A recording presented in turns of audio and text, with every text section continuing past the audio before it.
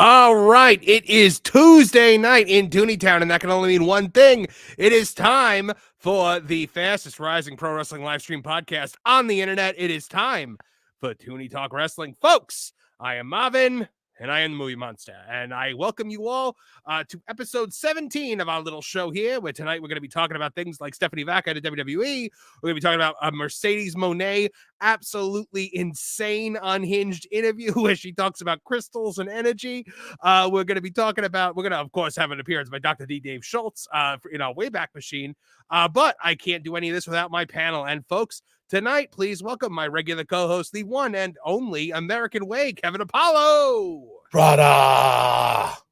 I still like to introduce you as the American Way.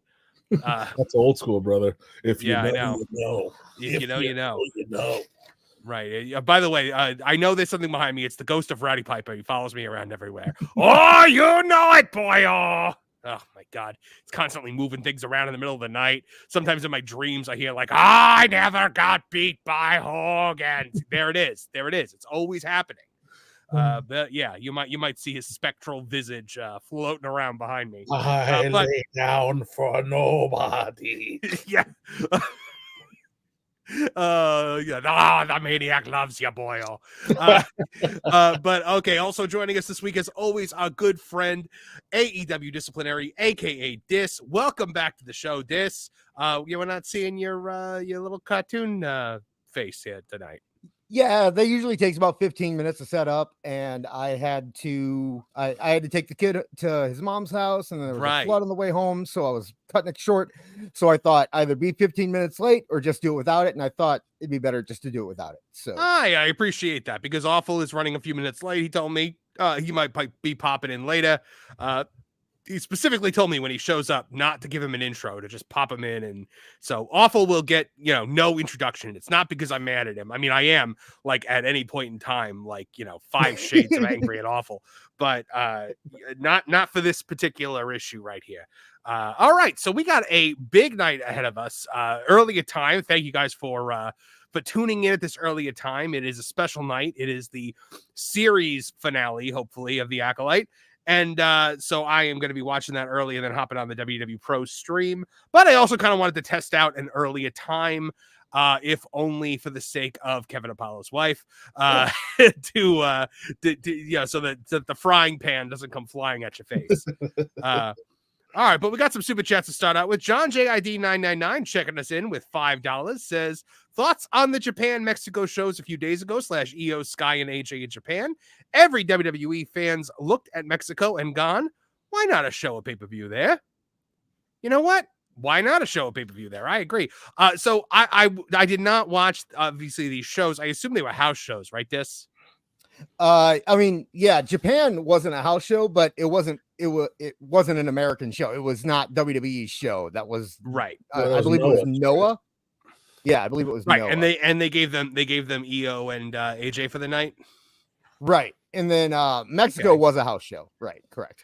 Okay, yeah, and Mexico, we saw the debut of Stephanie Vaquer. So, yeah, I think, look, Japan and Mexico, two of probably the most rich histories of wrestling that you've got out there outside of the United States. And, maybe Canada can make a play for it, but I don't know. I think WWE should be doing a lot more there. There's so much history you could draw on. I would love like a pay-per-view in Mexico that kind of pays homage to the Lucha Libre style, do a PLE in Japan. I mean, the Japanese crowds would go absolutely ballistic for that. So yeah, I'm all for it. I am all for that.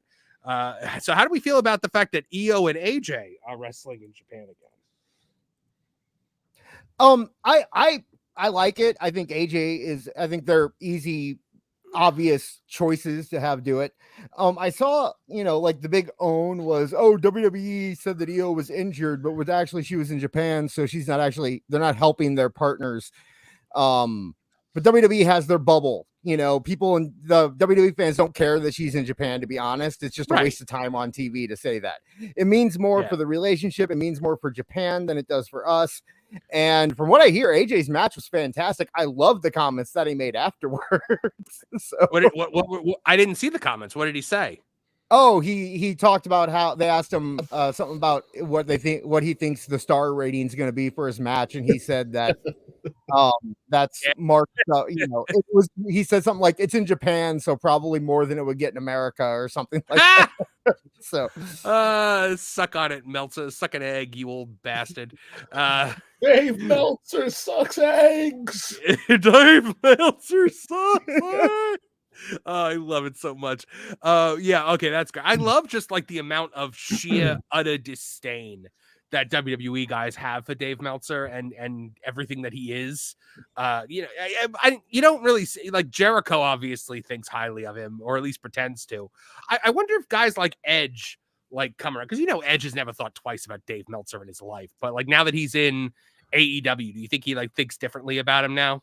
No. Do you think he pretends to?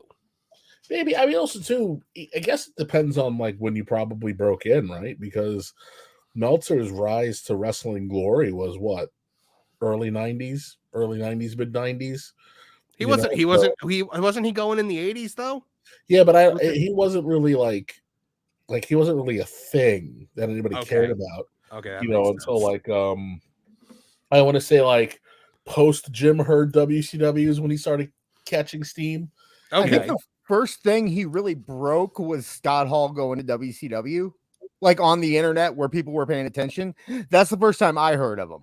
I can tell you that much, is when Scott Hall went to WCW, because I remember reading reports from Dave Meltzer about Scott Hall going to WCW and telling all my friends, hey, guess what? Actually, I say reading reports, but I think I called a 1-800 number that was in the newspaper and picked the wrestling. You definitely called a 1-900 number. Let's be real here. There was no 1-800 number for that. This is when I was like 14. And in my local newspaper, there was a 1-800 number that was called Postnet. And you could go on there and you get news from all different sections, like vocal news that wasn't reported on in the newspaper. So if you wanted to get like fishing reports, you would go to Postnet and you'd listen to them. And one of the sections was wrestling.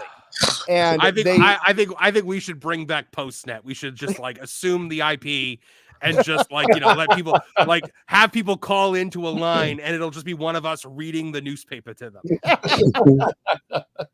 Because that sounds like what this was.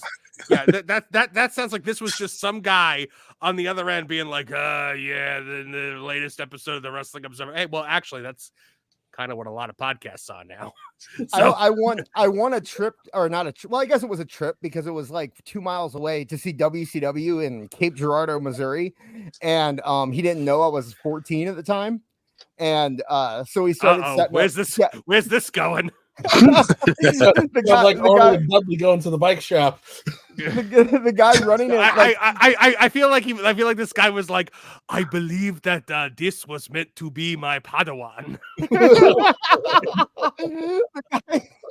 The guy running it, we were setting up travel, and I'm like, oh yeah, I don't have a car, by the way, I can't drive. Oh, like, you don't have a car, huh, kid? Yeah. Don't worry, like, I'll give you a ride. He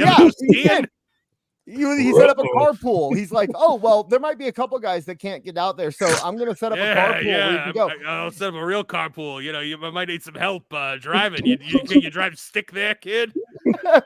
So the pool's in the back of the car. 2 days before the show, I smell to you, kid.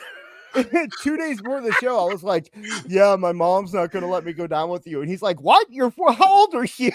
And I had to explain it to him. Then he was even more upset. I got to meet the Renegade that night, though. That was fun. My mom ended up driving me, and the Renegade came back to meet us. He was so drugged out. It was fun. But yeah, that was. Were you like, hey, Renegade, you suck? And then he was like, that's it. That's the final straw. Wow. You were the cause of it. It was you. It was this. We were supposed to have stuff for him to sign, and all I had was my NWO sign that he could sign. So I flipped it over to the back, and I was like, "You can sign this," and he's like, "No, you're fine. Go." Like he didn't. He wouldn't even sign your sign. You should have just given him an Ultimate Warrior picture to sign. Be like, "Look, close enough." I mean, not really close at all, but like in theory, close enough.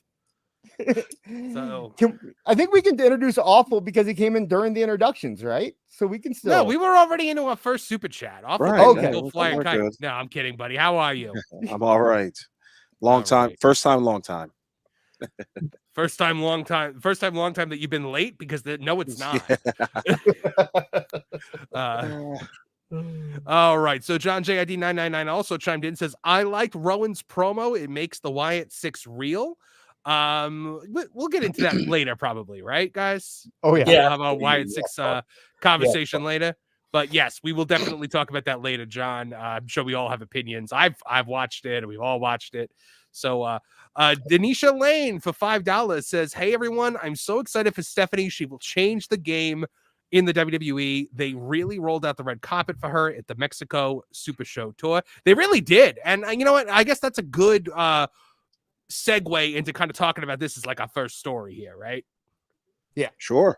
Stephanie Vaquer. So you know, she was the NJPW Strong Woman Champion, right? And then she wrestled Mercedes at Forbidden Door, dropped the belt to her, and what everyone was saying was a banger, and was basically like, "Oh, that's it. You know, she's headed to Tooney Town. Like this is it. She's definitely going to be the newest AEW woman." And then she lands right in WWE, and the internet freaked out.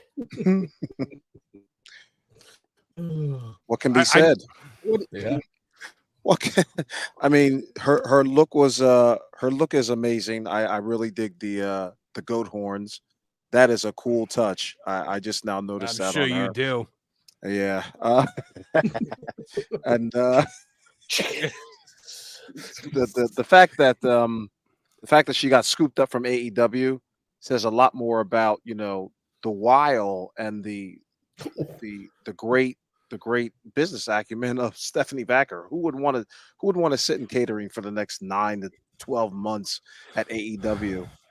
Well, I mean, look, AEW doesn't really have a lot of women's matches going on their shows, right? Like from what I've seen, you're either involved with Mercedes or you're involved with Toni Storm.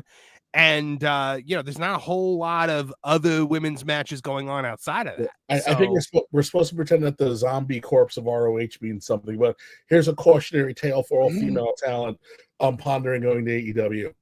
Learn from the tragedy of Camille Brickhouse.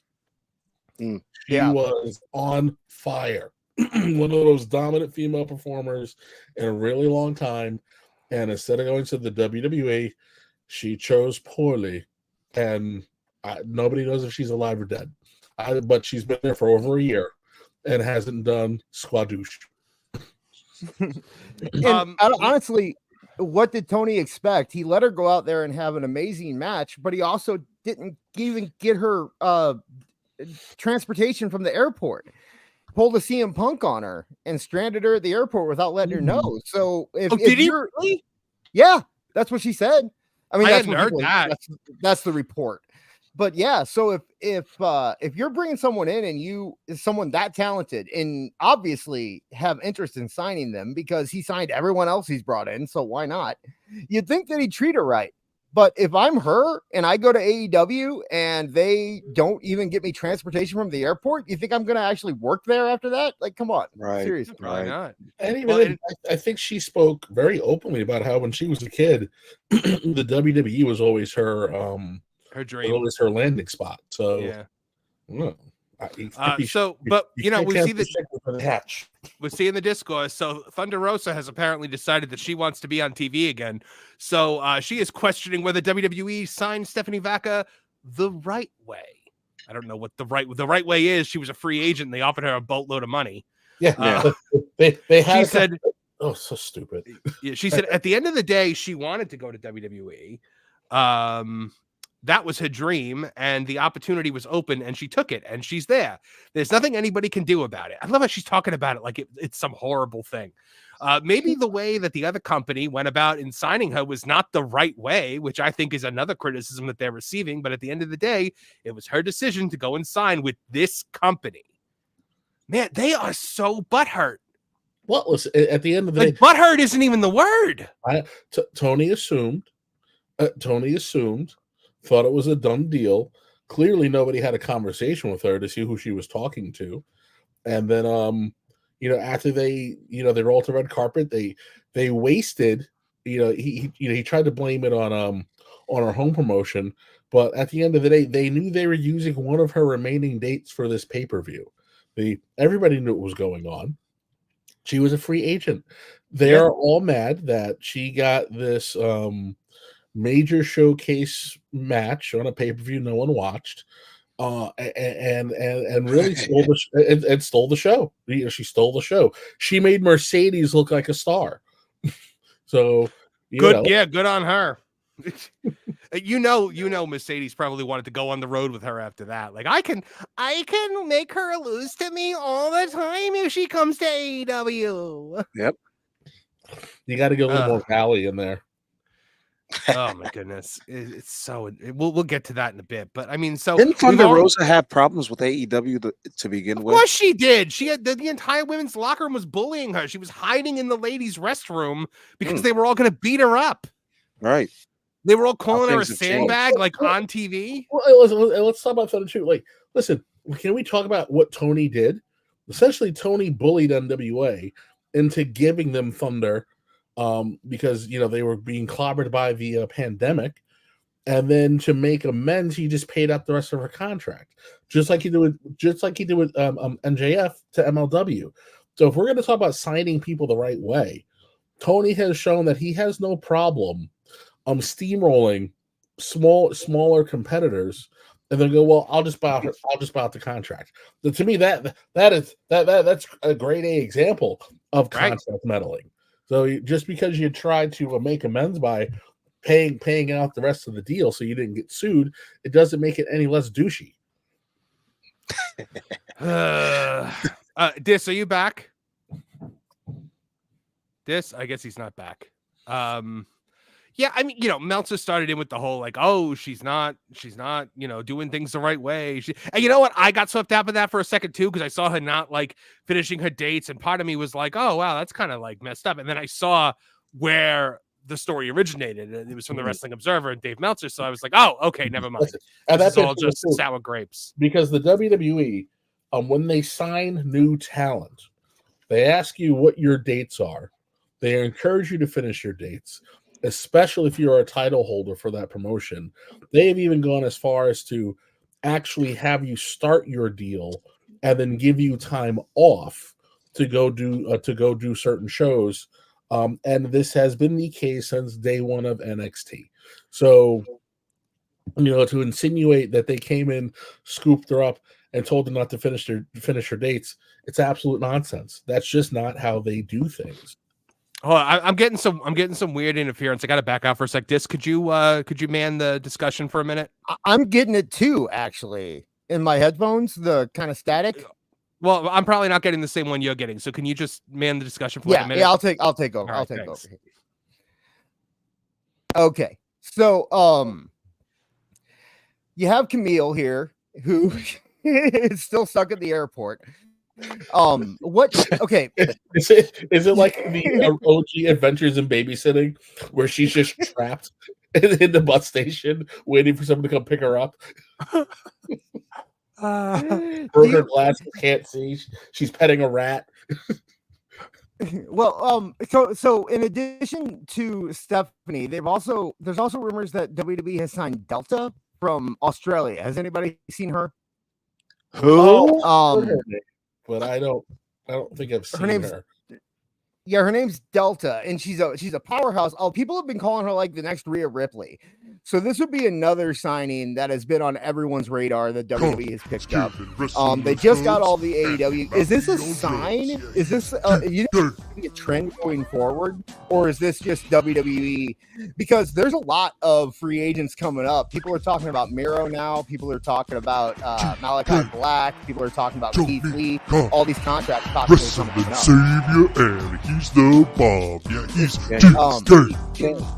I hear that. He's killing wrestlers' hoods, and he might be on drugs. Yeah, he's Greetings to fans of real pro wrestling. It is I, the wonder of wonders, the ultimate destination for all aspiring wrestlers. By the way, does my voice sound like my voice? No. Yes. It is not? No. It is. Okay, the thing is not working. Hold on one second. Son of a You gun. sound far manlier than you normally do. Okay, well, hold on one second. Oh, Grace. Tony has jumped into Grace's body. Does he roll out? Oh my goodness. But yeah, I saw Dave Meltzer made a nice little statement about Miro and all them, saying like they could go, or maybe not. I don't know. Again, do you think WWE has any interest in bringing those guys back though? No, I wouldn't. I mean, you've already got the metrics on them, and that was what some of them 5 to 7 years ago. I mean, what have they done in that time? You know, they haven't grown their name value. They haven't done anything. They haven't sold merch. They haven't put asses in seats. So what do you got? There is not a single WWE performer who left in that initial wave who has increased their equity as a talent. They've all been diminished. Aleister Black you can maybe suggest that he broke even, but he's the only one. Right. Everyone. Aleister Black is amazing. Shut up. Is the voice better now? Stupid thing. We're alive, pal. Is it not the voice yet? Well, this is what it sounds like before I modulate it. Yes. Listen, you all need to know that Stephanie Vaquer is a traitorous harlot. She was meant to be mine. She was meant to come to me. She was meant to take my dad's money and be my best friend and give me hugs. And now she's not. She's hugging Triple H. Or probably hugging Shawn Michaels. That's even worse. Yeah. Son of a gun. Who's the buff naked guy? Do you ever? Are you signed with anybody? I'm not jobbing in some vanilla midget for your creepy little. Fine, you probably give bad hugs anyway. Jeez, why am I in this room? Also, what the heck? Almost like this is like live television. Oh boy. I know it's not the voice. Everyone can say, all right, this was a failed experiment. Never mind. You're always saying you wanted this, and now it's not happening. You blew it. You blew it. Like a paralegal. What a big fat check. You blew it. I personally loved the interference from Tooney Khan. Yes. I'm just assuming his voice was different because he wasn't in his home studio. He was in Marv's studio. That's right. Exactly. That's right. That's right. So, and he just leaves Marv, again. just think like this: short-term losses, long-term gains. That's how you. Right. That's right. Did you? Okay, I do think Malachi could come back and basically start over because it's a different regime. He still has a character that fits in there. I think he could work. Miro, honestly, I think Lana's more valuable than Miro. To me, in my opinion. I just laugh because it's like the guy spent all this time in the WWE whining and crying about not doing anything. But it's like, dude, you rolled out in a tank to face John Cena at WrestleMania. Are we talking about Miro now? Yeah. It's like, yes, Rusev. We're gonna forget the thing that I just tried to do. We're just gonna pretend it never happened. We were just gonna move on from that. Right. I made it canon. I said it was because Tony was in the wrong studio, so he didn't have his... I was still here. I could still hear you. This was Mordecai levels of we'll never discuss it again. Not to pull the curtain back, but I still had the ability to hear everything that you said. Hasn't given you that much control. Oh boy, the first day you've met me. Yes, he came out in a literal freaking tank. By the way, I see the super chats building up. We will get to them in a big lump in a minute. I just want to, continue talking about this. We have learned also that she is going to be starting in NXT. So I'm sure lots of people are being like, how dare they insult her like that, despite the fact that everyone goes to NXT. And if you don't think that they should go to NXT, take a look at what's happened to Jade Cargill right now. Exposed beyond belief. The only one who skipped it. No, he's the only one who skipped it, and it worked right away. Like Dom skipped it, and Jade skipped it, and oh good lord, I'm just pissed off that voice change didn't work. Kevin and I were testing it before we went on the air, and it worked. It finally worked. And then, of course, the second it needs to actually work, it didn't work. Oh my god! Even at the possible modulation. Thanks a lot, clownfish voice changer. You suck. 1-star review coming to your Google Chrome.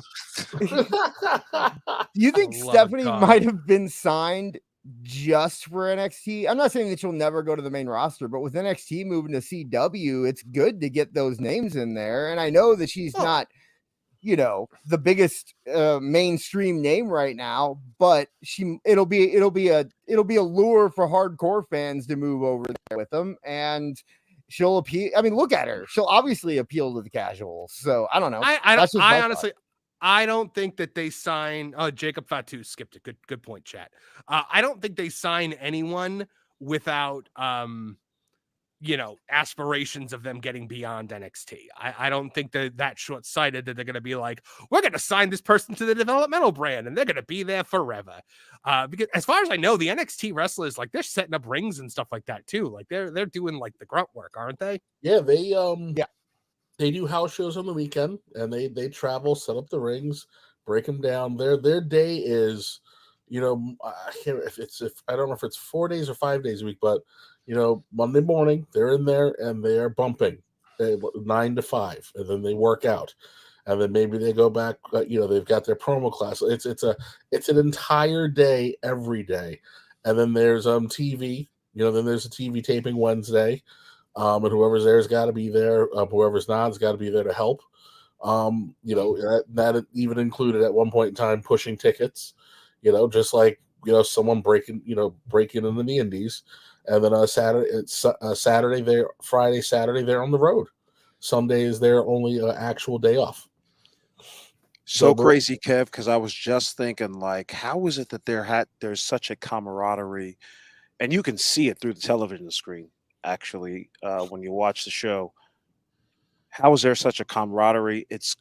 You just explained it. They have to do things together more than just take bumps with each other. They've got to set up rings. They've got to do things that require teamwork, cooperation. So that's why they're able to smack each other around in the ring and laugh at it afterwards, because they know they're actually going to make some big paydays in the near future, hitting those right marks and just, for the business. They're more at this point. They're more than just they're more than just colleagues at that point. They're classmates, right? Exactly. So like you're learning together. You're coming up together. You're celebrating each other's success, consoling each other's failures. That's like that's a special bond. Like in anything, whether you come up in minor league baseball or NXT or anything like that, that is a huge thing for athletes. Yeah. Less of a developmental and more of a university, just as you said. Correct. Yeah. And they're all banging each other. That you don't know. Just like in universities. They're all banging each other and then going to Universal on weekends. Listen, I get it. When you do this, especially at that level, the old way was go find some loose young women in the town, and then you had your town girlfriend. Now in the modern era, are we about to start talking about the rat economy again? We're bringing it back, baby. The rat economy. Listen,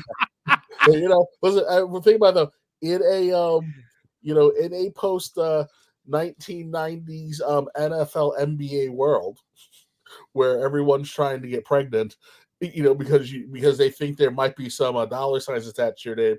Where the hell is this going?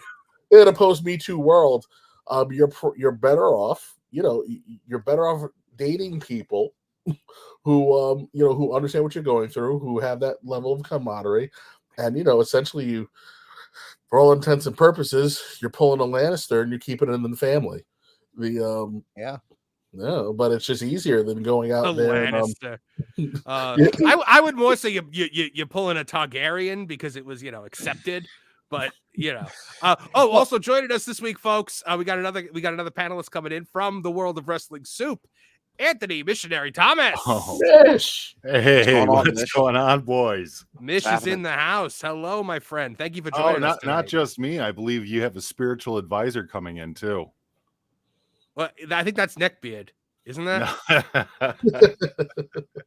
I thought that was just Joey neckbeard. should be around soon. I thought he was actually already on deck, but I think he'll be around very soon. So Joe's coming in. That's yeah. We're all wow. invading you today. Get out of here! Oh my goodness, that's amazing. So wait, hold on. I think that's because I'm pretty sure that's.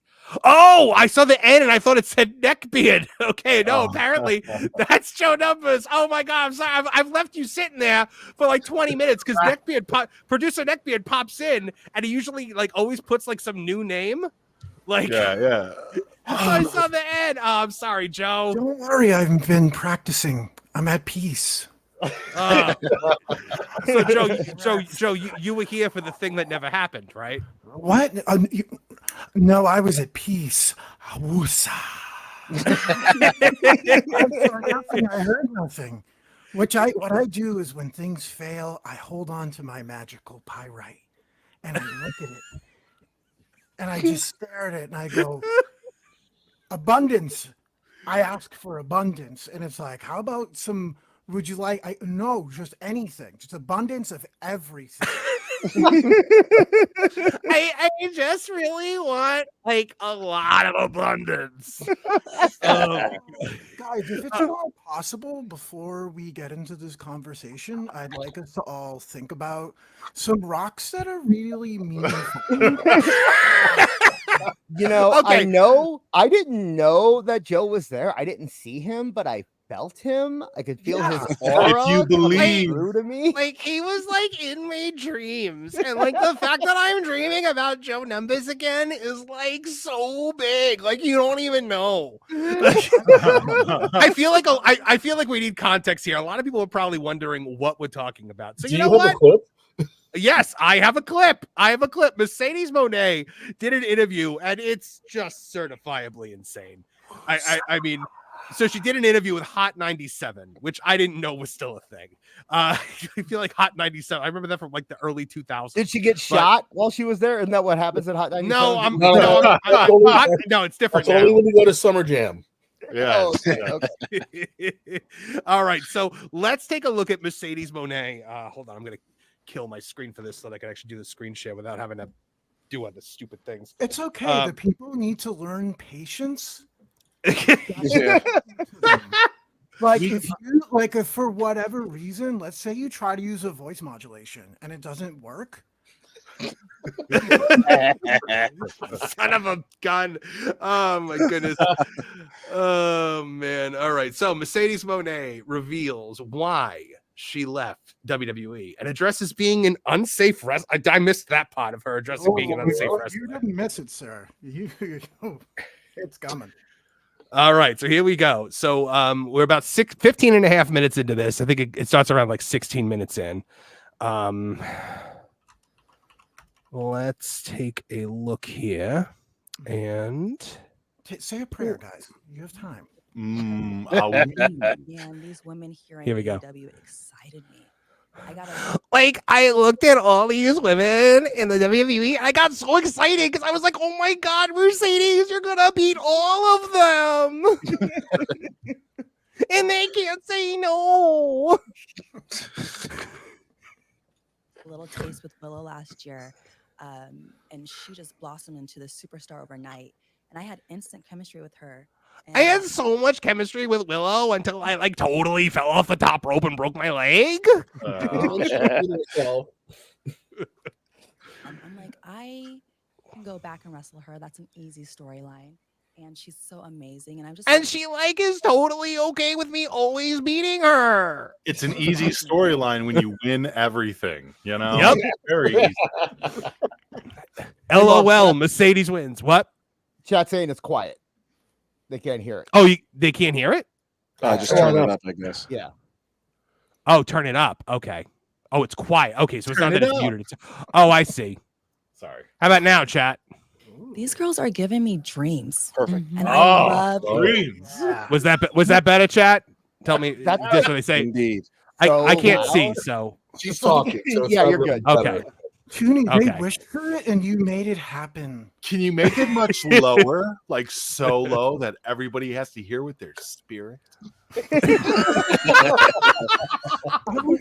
Okay, well, we're about to get into the absolute batshit crazy stuff. All right. Just blossomed into this superstar overnight, and I had instant chemistry with her. And I'm like, I can go back and wrestle her. That's an easy storyline. It's And she's so amazing. And I just was watching the woman like, these girls are giving me dreams. And I love dreaming about wrestling. I love seeing the visions of what moves do I want to do with the girls, or how do I want to sell. I love when other wrestlers like come into my dreams. It's like an ethereal experience. They like slither into my soul. When I showed up, and I got my contract, I made Tony put in the contract that I got everything, including their dreams. So now I get all of their dreams, and they get none of their dreams. But I see everything. God, is she Freddy Krueger? She should soon, man. Like your soul is mine.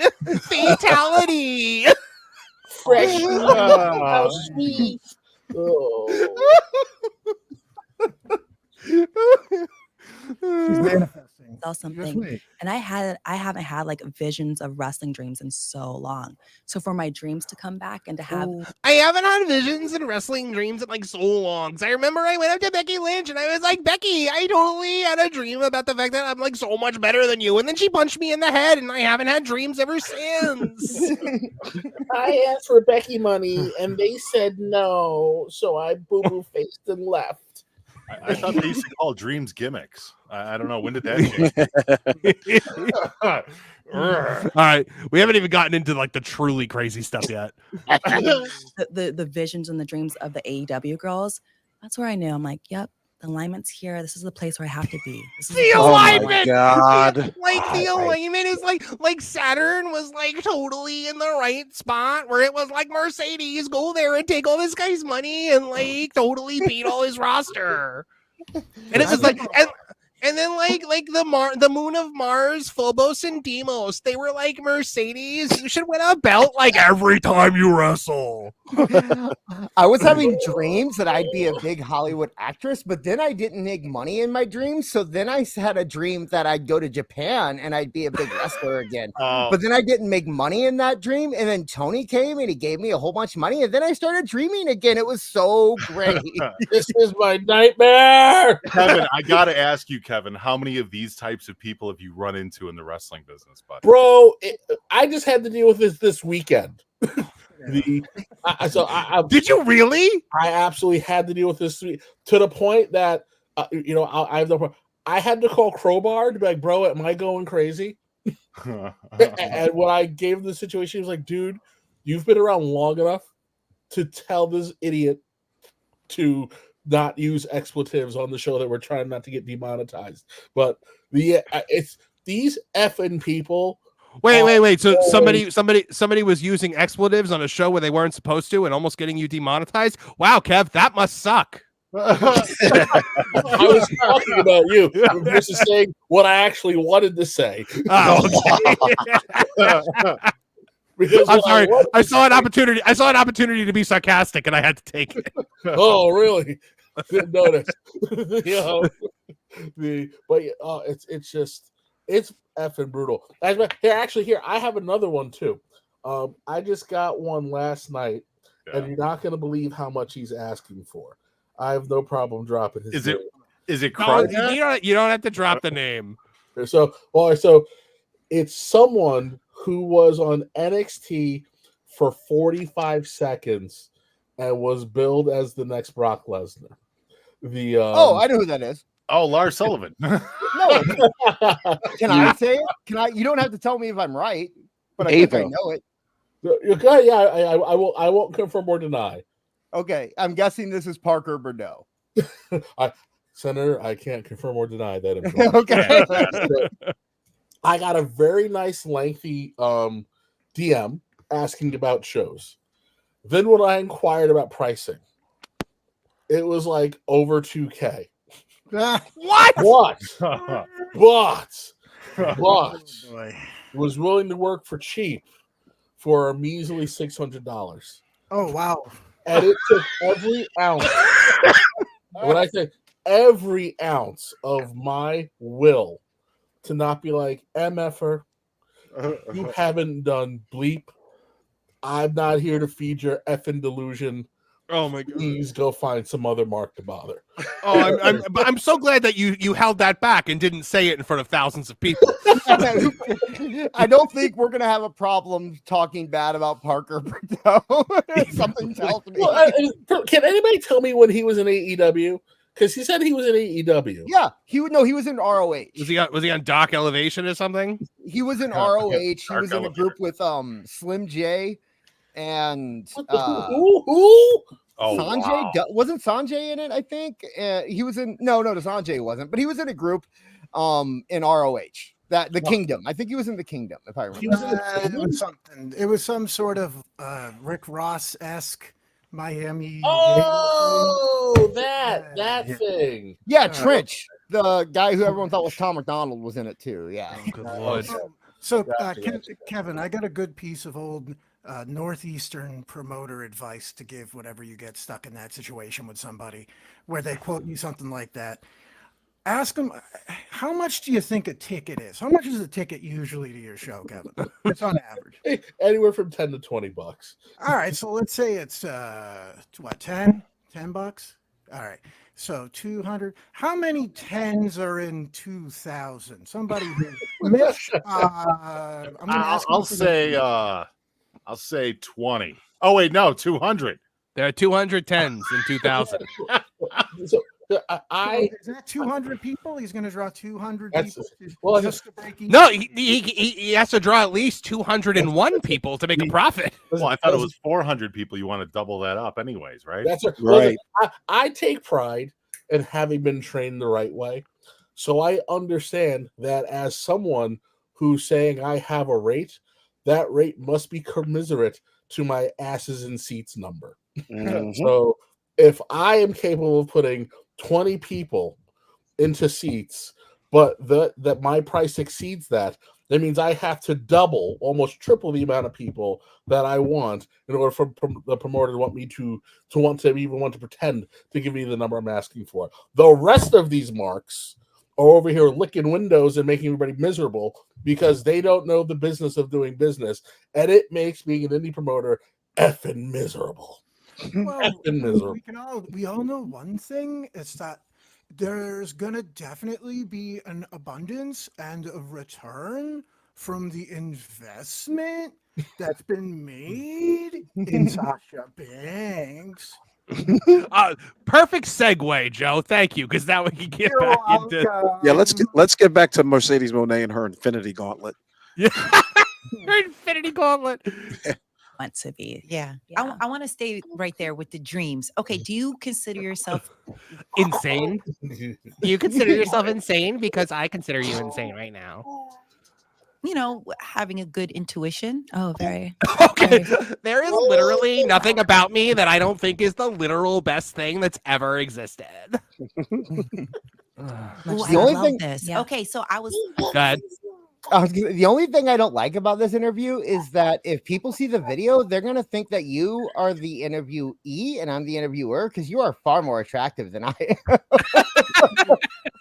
Looking online and you like crystals. You I love love crystals. crystals. Yeah. Oh my god, Jesus I Christ. love crystals. This is totally not a thing that I filled out ahead of time and told you to ask me about. Please enlighten me because I try to get into it and then I get sidetracked for whatever reason. What is it about crystals and why? Like, how can I? Like they're shiny and yeah. Well, Marvin, you know this though too. The funniest thing about all of this, I think you did radio too, right? No, I didn't. Okay. Well, the funniest thing about this is these are all the pre-approved questions that came from her PD. These are all the questions that Mercedes wanted to talk about. So this girl might not even really care about crystals, but she has to fiend. She has to pretend that, wow, crystals are so cool. Tell me more about them, Mercedes. And Right. meanwhile, in her head, she's just like, it's just a hamster on a broken spinning wheel. It's just wild that she has to go to these lengths to try and make Mercedes sound interesting. Oh, I know. All right, let's get back into it. I get into it? Where Where's this? Okay, does she have any interest in actually getting into crystals here, or is this just Oh exactly yeah, what yeah, Mission is yeah, talking she about? does, she Yeah. does, she does, she does. Totally, I think she right? does. Yeah. Yeah, it gets Starting good here. point with this to learn more. Well, the starting point is just finding the right. Go to a crystal store and just. The starting point to buy crystals is to go to like a crystal store. Yeah, you gotta go to the rock store, baby. Come on, everybody knows a rock dealer around here. Right? God. Jesus. One pizza shop. Tip one, go to pizza shop. Yeah. Give them money for pizza. Is this Three, buy it and eat it. I can't wait to hear her selection process. just go to the smell and feel website? where you're Go ahead, this. Just go to the website mercedescrystals.com. And what happens is you buy Enter the promo code CEO. and then you become a salesman. It's like running your own business, and then you have to find people who will also sell the crystal. Oh my God, Mercedes Mone running a pyramid scheme would be the greatest thing I've ever. My scam is like it's shaped weird.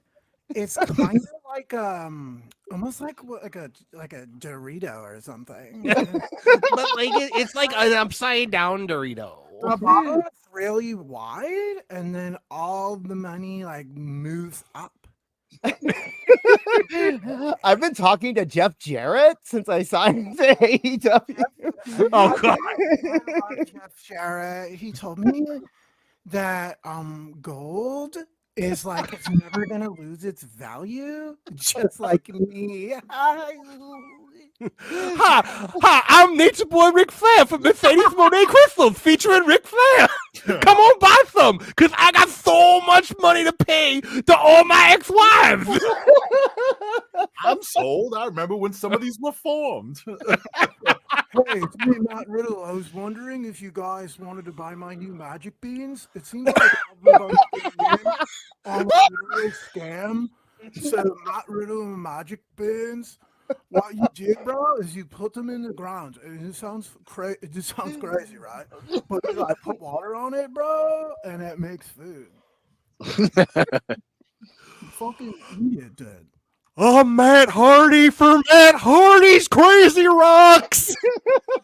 Come on down. You can buy them and you can look at them. And sometimes you can see yourself in them and you go, yes. And then your wife is like, Matt, you better get back out there and work or I'm going to leave you. I don't care how many concussions you've had, Matt. And then she throws your Matt Hardy Crazy Rocks at you and gives you another concussion. And what the hell we're not talking about again? where your energy is going, because the crystal will God. talk to you. Oh my God. I love this. Yeah. Okay, so I was looking online and you like crystals. You I love love crystals. crystals. I Yeah. love You crystals. please enlighten me, because I try to get into it and then I get sidetracked for whatever reason. What is it about crystals and why? Like, how can I get into it? Where's the starting point with this to learn more? Well, You the gotta starting buy point him is at the just Donnie's to finding the right- go to a crystal store. Scout Donnie's and feel at the where your crystals to energy- go, and he's got the lime, he's got the quartz. It's amazing. It's so crazy. Jeez. Didn't the interviewer sound like she wanted to say, how do I, as a non-crazy person, get into crystal? Right.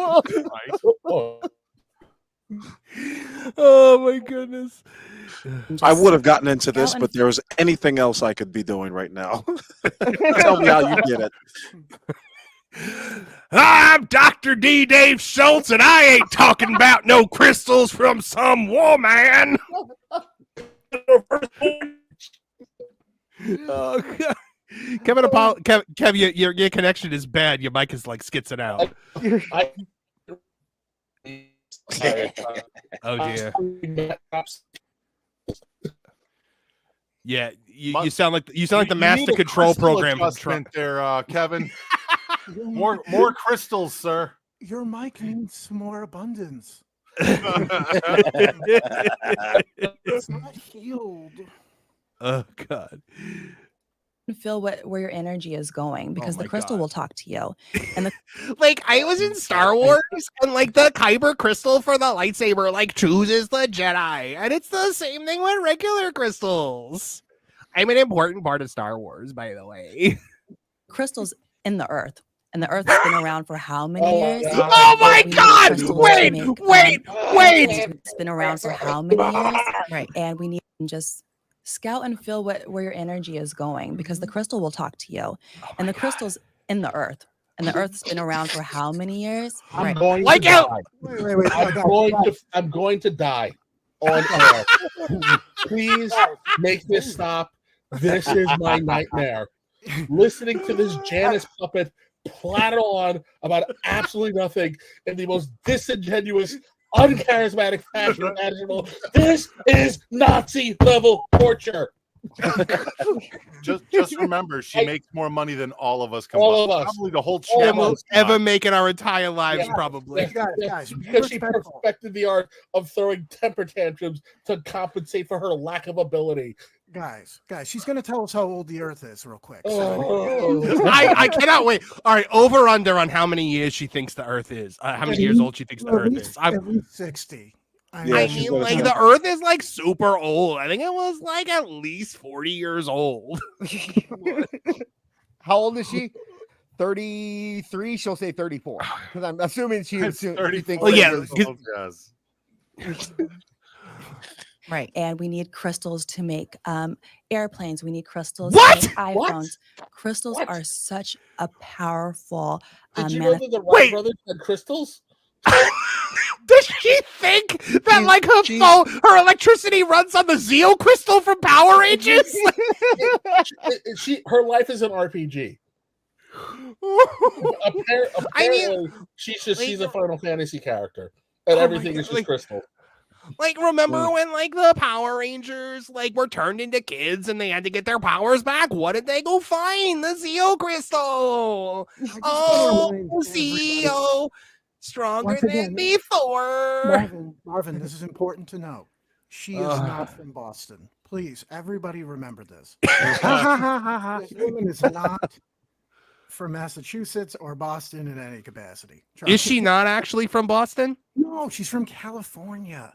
Oh, yeah, no, that makes a lot more sense. Yeah, dude, like she moved How is here and went to wrestling school here for 3 months, and she's like, "Yeah, it's my place of origin now." The socks. This is like Joey Numbers was so embarrassed that he had to call that out. Listen, this broad is not from Boston. Please get her away from us. Oh, that's every week, dude. I always call her Boston's princess, and he corrects me every fucking time. If I went up to any girl in the crappiest area of the city and was like, "How old do you think the Earth is?" They'd be like, "What the fuck are you talking about?"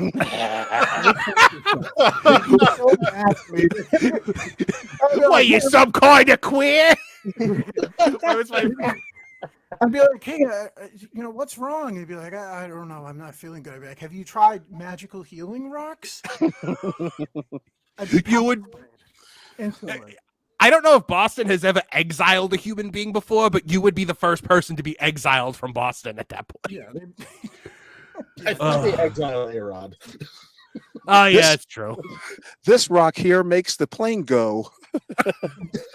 Wait, your cell phone runs on crystals. Yeah. This is the rock that makes the plane go. I was on this website. It was a Mexican Japanese website. It was called Ocho-chan. And when I was on there, the people were talking about how China runs the world because they have all the crystals. So obviously, well, like, look, you gotta find all the different rainbow crystals so that you can make the Imperium silver crystal, and then you go moon prism power. Over 300 flights were canceled this weekend as a box of crystals were displaced.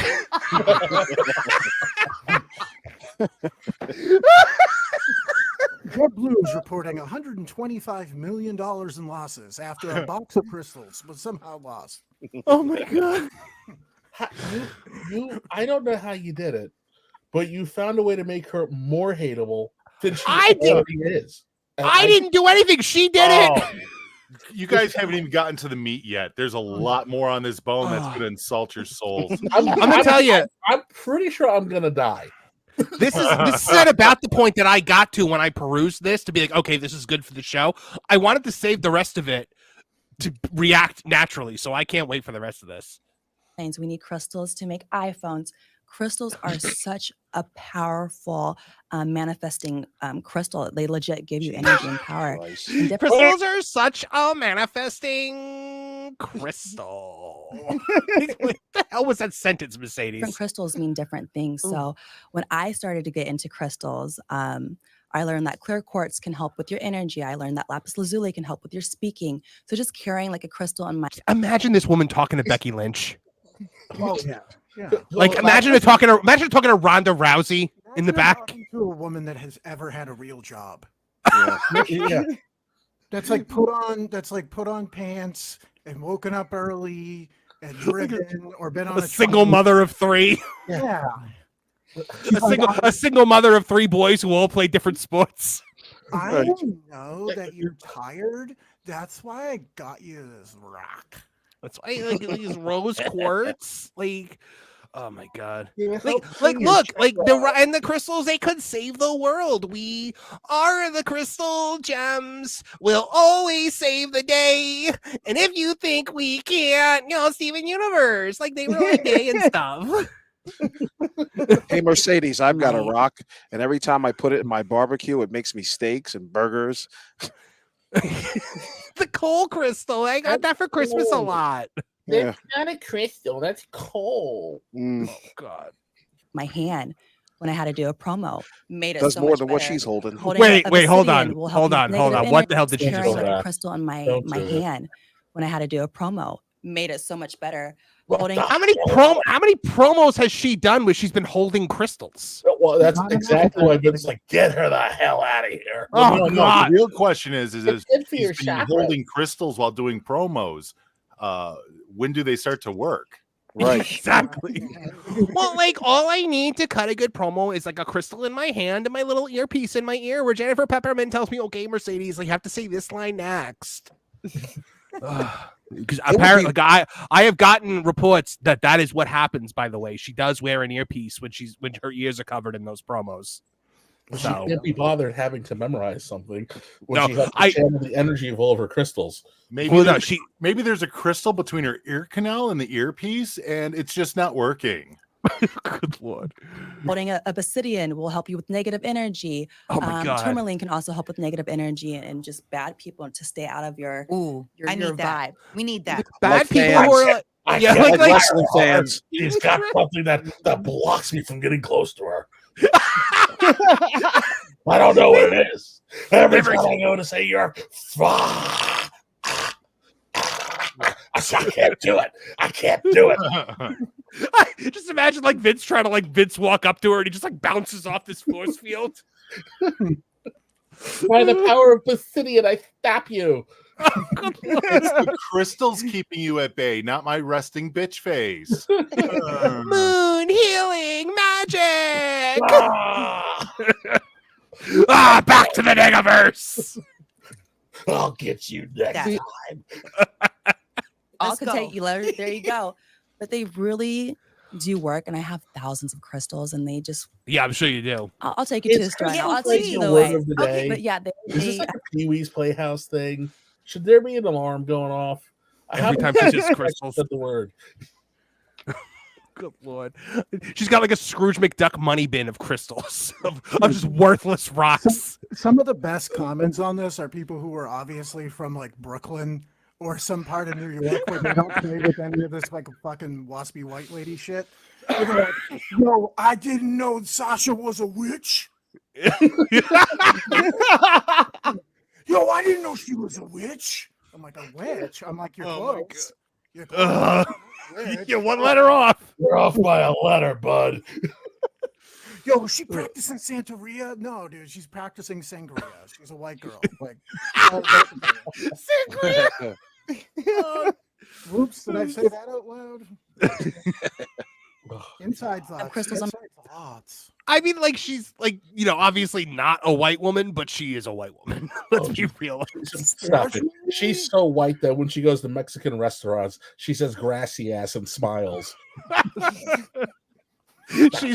she's so white that when she gets to the front of a line and she looks back and sees people behind it, she goes, "Wow, we got here in a good time, didn't we?" I'm so happy with the mayo.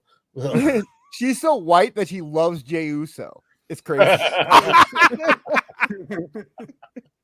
Those on my ears right now. These Which are ones are those? Oh my this god. might be citrine. This poor girl. It looks like a little Is it orange. orange and Yeah, white? Yeah, these must be This citrine. poor, this What does girl that is gonna be mean? What is hostage, that? yo. Oh my god, this poor woman. Yeah, she's like, this is my job. I have to talk to this whack job about rocks She's going, this woman makes way more money than me. that I She will ever see in my entire life. Talking about rocks. A I don't know channel. which one citrine is for. I have to ask my other spirit. Like, I know I said I know a lot What about is these she about? crystals, but wait, hold on. What Hold was she on. about to say? What is she? Is she about to say her spiritual advisor? Please tell me she. Oh, Okay, no. who? I have to ask my spiritual advisor. Spiritual advisor, what the hell do you want, woman? Oh my feel god, like, have you met his name is Chris Jericho. He is so smart. He holds these parties in his locker room, and like I'm the only one invited. It's like the most exclusive party ever. And he always tells me I how don't know which smart I ones- am, just like the boys in high school who would always tell me that I was so smart and deep and clever about the crystals. So I love Chris Jericho. How is this woman in any? How does she have a single blood cell that contains the same DNA as Snoop Dogg? Snoop Dogg? Missionary, right now we're watching you guys in the same way as somebody that brought a friend to go see Sixth Sense after they've already seen it. No, you. You're gonna be so surprised what happens. Okay, we gotta start moving faster then. What citrine is for? I have to ask my other spiritual healer. I can't think on the fly, but Spiritual healer? other- Yeah, Healer. it has to be some. How many spiritual healers does she have? They're all in her drawer. As many as Jericho, Tony will they're pay all battery powered.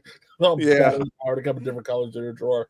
Mr. Jericho Oh. has this friend named Sammy. You should meet him. He used to be kind of a pig, but he's really nice now.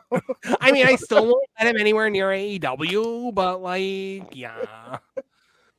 So I'm Something feeling good. good. But yeah, It's abundance. Yeah. Abundance. There we go. Come on. There's The a reason why I power wore it. of- I'm gonna have a successful week power in this to- on Sunday. So Let's- The power of I- abundance. I mean, like, just so much abundance. Like, I know I'm gonna have a really successful week. Like, I know that, like, this week I'm gonna make a couple $1 million because I do every week. yeah, Go. let's go. What's your favorite crystal? Like your go-to? Oh My God, go-to is pyrite because that's really good for Arr. manifesting. I love pyrite. Yeah, I, the piece here. I like the one with Davy Jones because he had a funny octopus face. I know you guys don't believe in abundance, but pyrite is actually my picture that I'm using as an icon right now. That is my favorite too. I thought pyrite was fool's gold, wasn't it? Yes. It's only foolish if you don't believe in it. Good Lord. That's what makes it foolish. Dreams. And I love fool, pure it's the quartz fool because of you the can fool. put that with any crystal and it'll help evaluate it even more. So those are my top two. Okay, wait. So you said something interesting about putting No, she didn't. them together. No. Oh, crystal. She has not Why said are a you single. lying? She has not said a single interesting thing since this began. Well, the thing is, if you combine all the crystals and you put them all in the glove at the same time, you're not going to believe what could happen. I mean, you just like snap your fingers and then like some dude gives you $10 million. Crystal's more powerful if you have multiple You together, can, or and some crystals actually don't work together as well. So you have to do Oh. research. Like you Oh. don't want crystals Those that are my like favorite negative crystals. energy. Like when you like slot your materia, like you have to put the elemental magic materia like connected to the all materia because then you can like hit everyone with the materia. This is it's so hard being like you can't just be deep and spiritual. You also have to be very smart like me to understand crystals. If you don't Of understand course. crystals, Oh, this whole conversation is condescending as hell. yeah. Energy with each other. So because some crystals don't want to be by each other. Yeah, so it's a Like Yeah, crystals listen up, don't- stupid. Yeah. Some rocks don't belong with other rocks. Some crystals don't want to be with each other, but I have creative control over the crystals, so I just tell them they got no choice, and I say go together, and they're like, "Okay, Mercedes." What are the rock Crystals have to races go to in the back this? of the box. Right. This was a nice side of a mountain until those rocks moved. Yeah. Yeah. Those rocks can't be out after midnight. That's right. When those obsidians moved and the property value plummeted.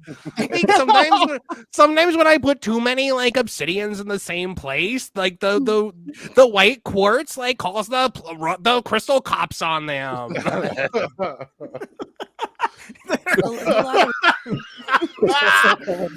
All those cops are beating down those poor rocks. It's just awful. I buy all my crystals. See, a lot of people think only natural crystals work, but actually you can make your own crystals. I have a guy in the middle of the desert. He has an RV, and I buy all my crystals from him. Those are my favorite ones. First they came for pyrite, but I didn't speak up because I was not pyrite. Pirates. Then they came for obsidian, and I did not speak up for I was Some of those are a Five Below my science crystal set up into the garbage, and she just cries one tear. So does she make the decision on which rocks don't belong together, or is there like a list or something? There's got to be some kind of list. It's a spiritual advisor or Yeah. a healer. Sorry. Yeah. No, they tell her. Yeah. No, those rocks don't go with those ones. That'll be $10,000. Yeah, like yo ho, a pyrite's life for me. a lot of research that you have to do. 'cause Okay, a you lot can't just jump right into it. I mean, you can, but you really want to research you it. do want to research, and especially for what you're feeling and what your needs are. Yeah. Yeah. Well, For and sure. like you have to watch out because Zoisite might show up and like try to take the crystals for Queen Beryl. And you know, like in the American version, like she was a girl, but actually in the Japanese version, she's a gay man. Like, Look you at that didn't know stupid, proud look on her face. Like she Oh, just she just saved the world. she is She is utterly addressing the delighted. She's addressing the United Nations Council right now. She is utterly delighted to be talking about this right now. Magneto was right. There's some stat like 30 to 40% of Americans have less than $500 in the bank, and she's like, "Go do your research on some rocks." Yeah. That's really an important thing for you. If you try, You know how we can solve world hunger, Joey? Give them rocks. You got the guys at Soft Ground Wrestling who are like, "Do I eat this?" Like, Thank you, Sasha Banks, for all the crystals. Now we must feed our families and live in prosperity. we must appreciate Cody Rhodes giving us a wrestling ring, but these are fine too.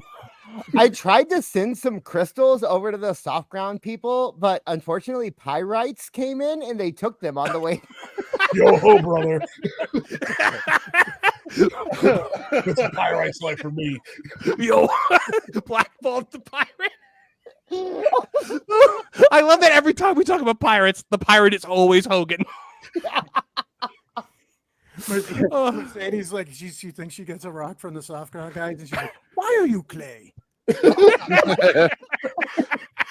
is not chocolate doll. I'm into it. I'm into Oh, it. yeah, too. sure you You are. said you have a healer. Actually, also becoming a spiritual healer. I have one she's modality. I got these business She wasn't cards. just a healer, she's also a spiritual healer. No, Oh, she's no. gonna start a thing. She's gonna do a pyramid scheme. I'm telling you, that's what this is. She's about to become a spiritual healer. I'm sure it's free to become a spiritual healer, right, Joe? I don't think what you know is I put a lot of time into doing my spirit. So what you had to do is like, okay, so first what you got to do is you make a list and you start at the bottom.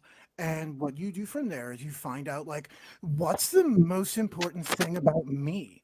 And then you just keep doing that until you reach the top. And then some kid's dad gives you money.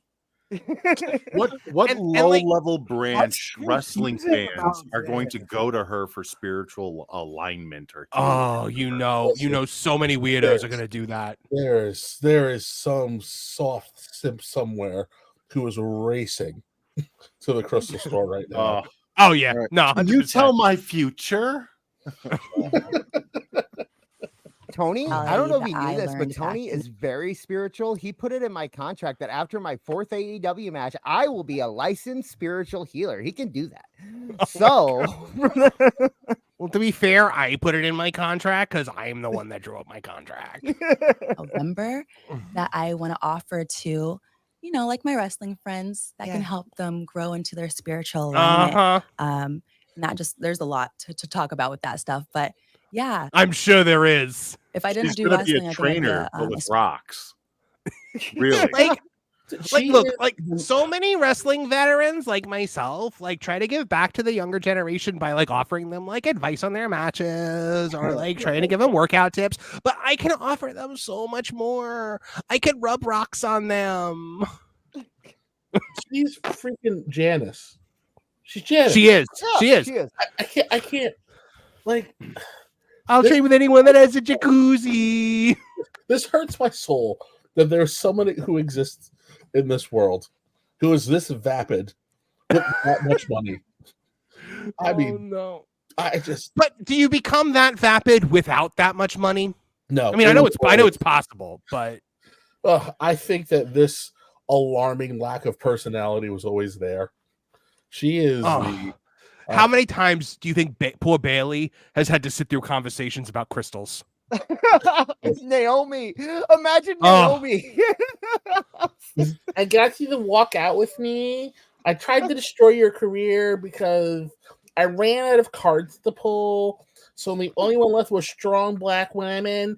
And luckily you were stupid. I mean, good enough to fall for it with me. So now we can spend all of our time building crystals and manifesting abundance. And, instead of booking ourselves as a tag team, I'm just gonna go over here and count my money and go to Japan. Now we can You sit here and work on abundance, but don't go back to WWE. They're completely unbalanced over there. Now we can do something really good for the community, like get me more rich and put me on the Disney Channel. That's my spiritual giving back. healer. So I'm going to do that on the side. Well, you have visions, you have dreams. So I I have a mean, lot you're of dreams. connected in a deep way. And the fact that you so listen connected. to them. Yeah. This is driven by a desire to heal. Kev's roboting out again. Yeah. Didn't touch those crystals. Yeah, just the crystals in your computer are definitely going haywire right now. I will not be Yes. baptized. I just went their crystals. Is that so? Yeah. This is my nightmare. Having to sit and listen to some brain dead ninny prattle on about nothing. This is hell for me. This is actual hell. I don't know what I did. I guess over the weekend, instead of mumbling to myself, I actually killed the idiot wrestler, and this is my punishment. Oh God! Right? You're not like, oh, okay, I'm gonna put it to the side. You get it, you receive get it, it. and you got it. And I definitely know when I don't listen to it too, because the universe will be like, bing, bom, boom, bum. Why did you not listen? I'm like, I'm What? scared. But they're like, just What? What? The Earth sent me a text message. That's my. They use the crystals in the earth and the crystals in my phone to send me a crystal text message. It's like I get these messages from the earth all the time, and the earth identifies as a Nigerian prince, and he tells me that I just have to send him money. trust in me. We've Yes. never failed The you before. Nigerian So Prince sometimes you Shad have to- Khan tried to make a profit. He's trying to get his money back. Trying to get his money back. Even if you're scared, take that leap of faith. What did you think when there was talks about you being an unsafe wrestler? I think it Oh, was here when we go. you and Paige were wrestling. This was years ago. Yeah. Yeah, like why was I called unsafe? Just because I like totally ended her career? Like It's like why? the mule kick someone in the back of the head. It's not like you're trying to kill him or something. The crystals told me it'd be fine. Were you saddened by it? were you? I was so just depressed by it. I feel like when was that? In 20? I mean, like she was in traction, and I was like, man, we're both victims. Like, I'm really sad right now. There was just a lack of abundance, and I just didn't know what to do with myself. Like she had a lack of feeling in her legs, and I had a lack of abundance. 18 or 2017. That definitely set me on a spiral of depression because of wrestling. Has always been my biggest goal and dream, and I've always wanted to be the greatest at it. So to hear any kind of noise, to hear any kind of criticism whatsoever is like a lack of abundance. I would love this. I apologize to Paige. I don't know why she was so angry about not being able to move for 7 years. I mean, look, my spiritual healer is the doctor that cleared her for competition in AEW. Hello, everybody. Hi, everybody. I am your spiritual healer. She should be grateful that she had tingles in her fingers. At least it gave her something to do. That was just the abundance of the crystals, were the tingles. I mean, you're safe, or the abundance wasn't even the boys in the back. is It's better just the than fans. a little neuropathy. You're not safe. Yeah. It's scary sometimes, but that's the business that we're in. You never know when you're going to get hurt. You never know when you're going to sprain. I mean, like, I get hurt like all the time, so like I pretty much know when I'm gonna get hurt because it's like all the time. Something, break a neck, break a knee. There's just it's the business. Yeah, you have to go out there knowing that you're going to put your life on the line. But we do everything we can to protect each other, and unfortunately, that happened. What's the hardest move that someone's? What was that? I said, where's that Freddie Blassie intro to this? Don't try this at home intro. Oh my god! You know what is it? Joey's just wanting back in.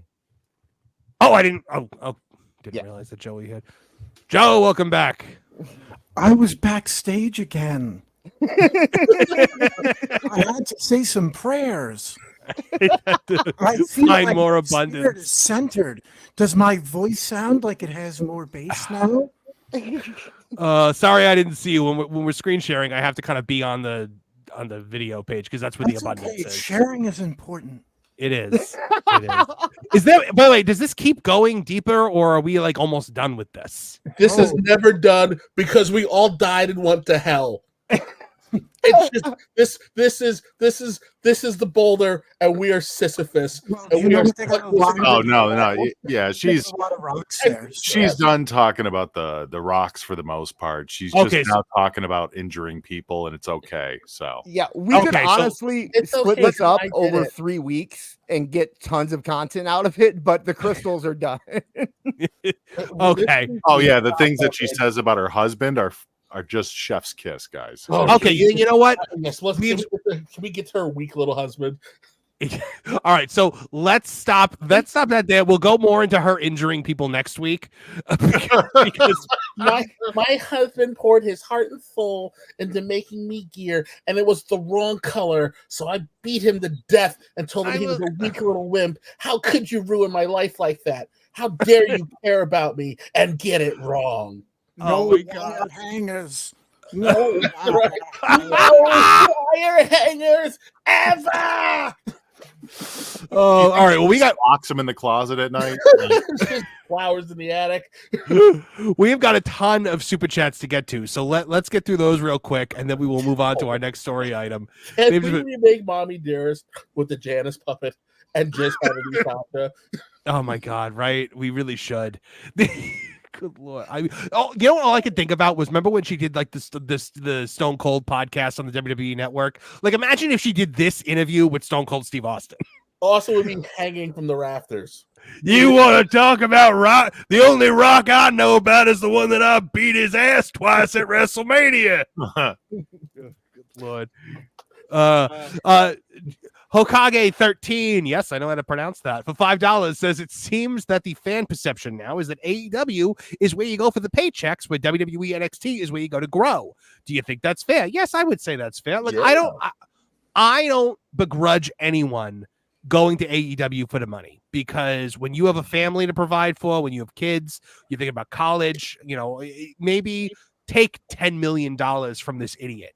And for a couple of years, you know, at the end of the day, that sets your family up for life, and then you can go live your when you want to take a break from, you know, doing work, you know, you just go to AEW for a little bit, and then when you're done, you know, relaxing by the pool, you go back to work for WWE. But look, it's not like it comes with no risk. I mean, you might get horribly injured, but you know, it's worth it for the money. You might get left at an airport, Marvin. You might get left at an airport, like poor Camille. You know, I'm going to get my doctorate, but my true passion right now is working at Chipotle. I don't know why people would assume that I would want to go be a doctor, but I think instead I'm going to stick with the salsa. I think I'm going to stick with that. I've been really perfecting my sour cream drizzle.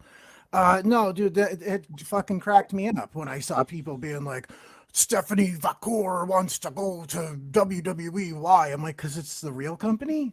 Why why would you want to? She wants to be an international star, right? Because she wants to wrestle WrestleMania instead of some fucking dork's wet dream. Like, why?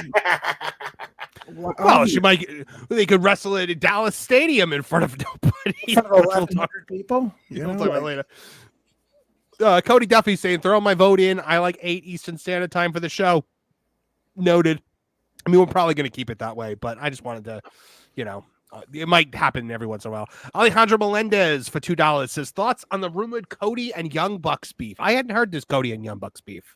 That's not a rumor. It's not even really a rumor. It was, he did, what was it, Chris Van Vliet today or the other day?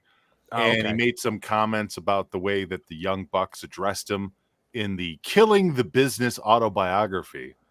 And I guess he didn't like the fact, and we read that. Me and Joe actually talked about that book back when it first came out. It was atrocious. If you haven't had a chance to listen to it. Oh yeah, I will never. It is a horrendous book. It is self-serving. It is self-gratifying. There's almost no humility in the fucking thing. Yeah, I read Ted Kaczynski's book and it was more enjoyable. A little more humble in Ted Kaczynski's book, yes. Yeah. But apparently in the book there was a portion where pigeons are putting rocks in our brains, and I'm like, yeah, that's about right. All right. Yeah, Mein Kampf was a better was more uplifting reading. At least that had recipes in it. But the Young Bucks made it seem like Cody Rhodes didn't start AEW. He wasn't the one that put the gears in motion.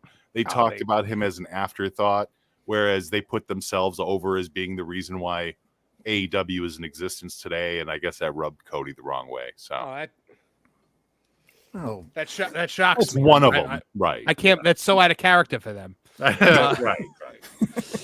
No, go ahead, Jeff. Each other forever. Sorry, like that's just been a thing. Like the people are like, I can't believe they didn't get along.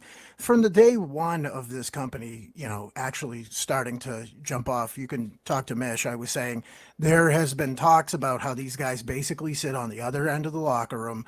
Cody's got his guys, and the Young Bucks have their guys. Cody wants to tell stories, and the Young Bucks want to do fucking gymnastics routines. And wow, 5 years later, what do you see going on? It's weird, huh?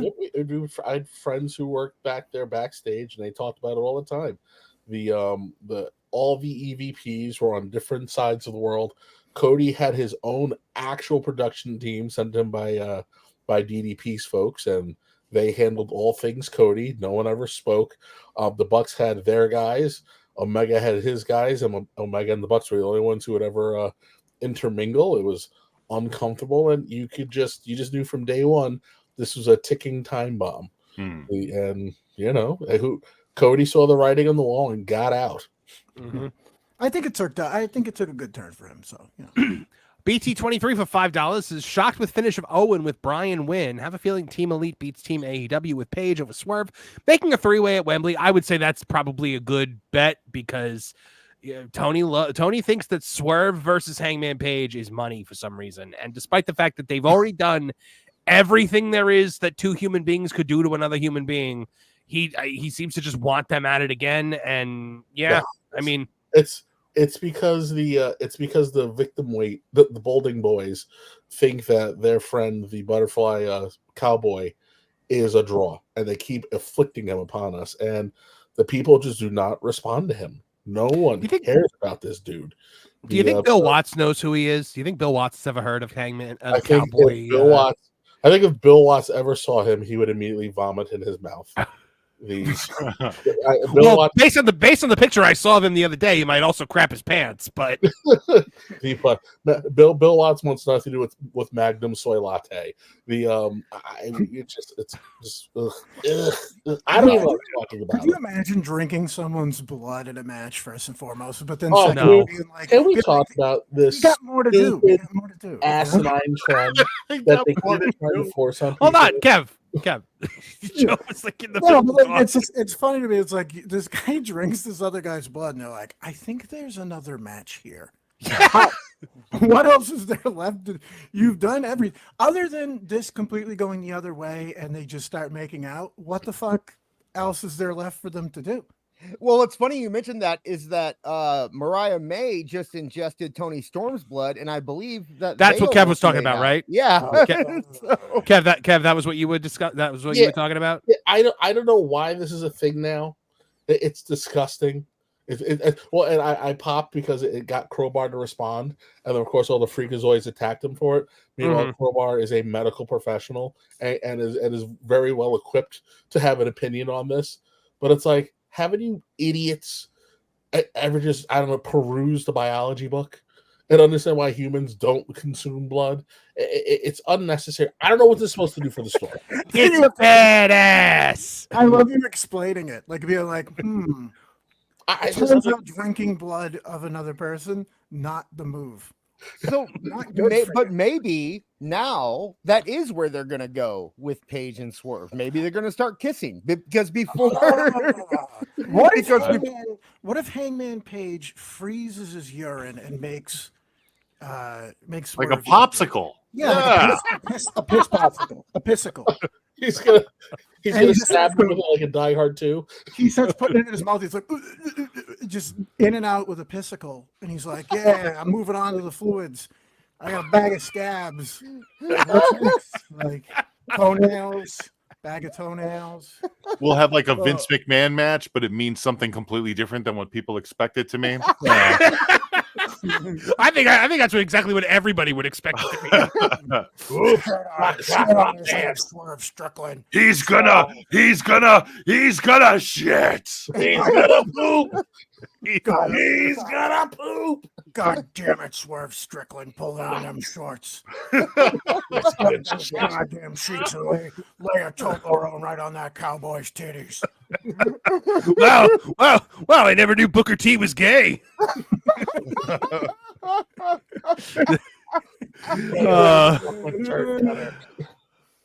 Michael Dodd for $5 says, "Why is AEW so mad of a Steph no showing? Then AEW had to drop a belt to sate the ego of someone who no showed on WWE." I mean, yes, that is 100%. So everybody is so mad about Stephanie, that she's not gonna do finish her dates, but they're all like, "Good for you, Mercedes, for getting out of there while you were still a champion in a company." At least she dropped the belt, like she dropped the strong women's title. She had a belt in CMLL, right? Yeah. So okay, well, it's the same thing Mercedes Moné did that they all had no problem with. Well, she didn't miss any dates. She covered the dates. It was the expected, but should have been expected AEW date that they're all screaming about. You didn't actually book her. So, like, what are you whining about? Mm-hmm. She's supposed to want to be with me because I'm totally cool. Well, supposedly the way the thing went down was WWE already signed her, and everybody knee-jerk reacted online and said, "Oh, but what about her CMLL dates?" And good guy WWE comes through and goes, "Yeah, finish up your dates. What are you doing, lady? Jesus." Mm-hmm. So it's like, where's the problem? I don't get it. Well, the problem is that she didn't go to AEW, and so Meltzer had to create the controversy. Yeah. So that's WWE standard practice is finish your dates. It's not okay, kid. What do you got left? Okay, this is your calendar. Sync up with ours so we know where you need to be. Do what you got to do, and we'll see you when you're ready to start. Mm-hmm. Matthew Hostetler for $5 says, "So how long till Willow drops a CMLL title to Mercedes so she can have 3 titles? I don't know, when's her next match?" Because that's probably what it's going to be. I foresee that every single match that she has, she will win a title. I would love that, Marvin. if all these women go win titles from different companies and then just bring them back to Mercedes Moné to win them. It's all like for the abundance. Like there's so many good crystals in the CMLL title, and I kind of like the universe is like telling me that I need it. Do you know what this kind of feels like in a way? Sasha getting all these titles, and then because this is when more than likely Willow's going to drop that belt when she's got the U-Haul ready to go to Orlando. Yeah. So what if they just keep giving Mercedes all the belts because they're all moving on to a company that's like not the Schultz?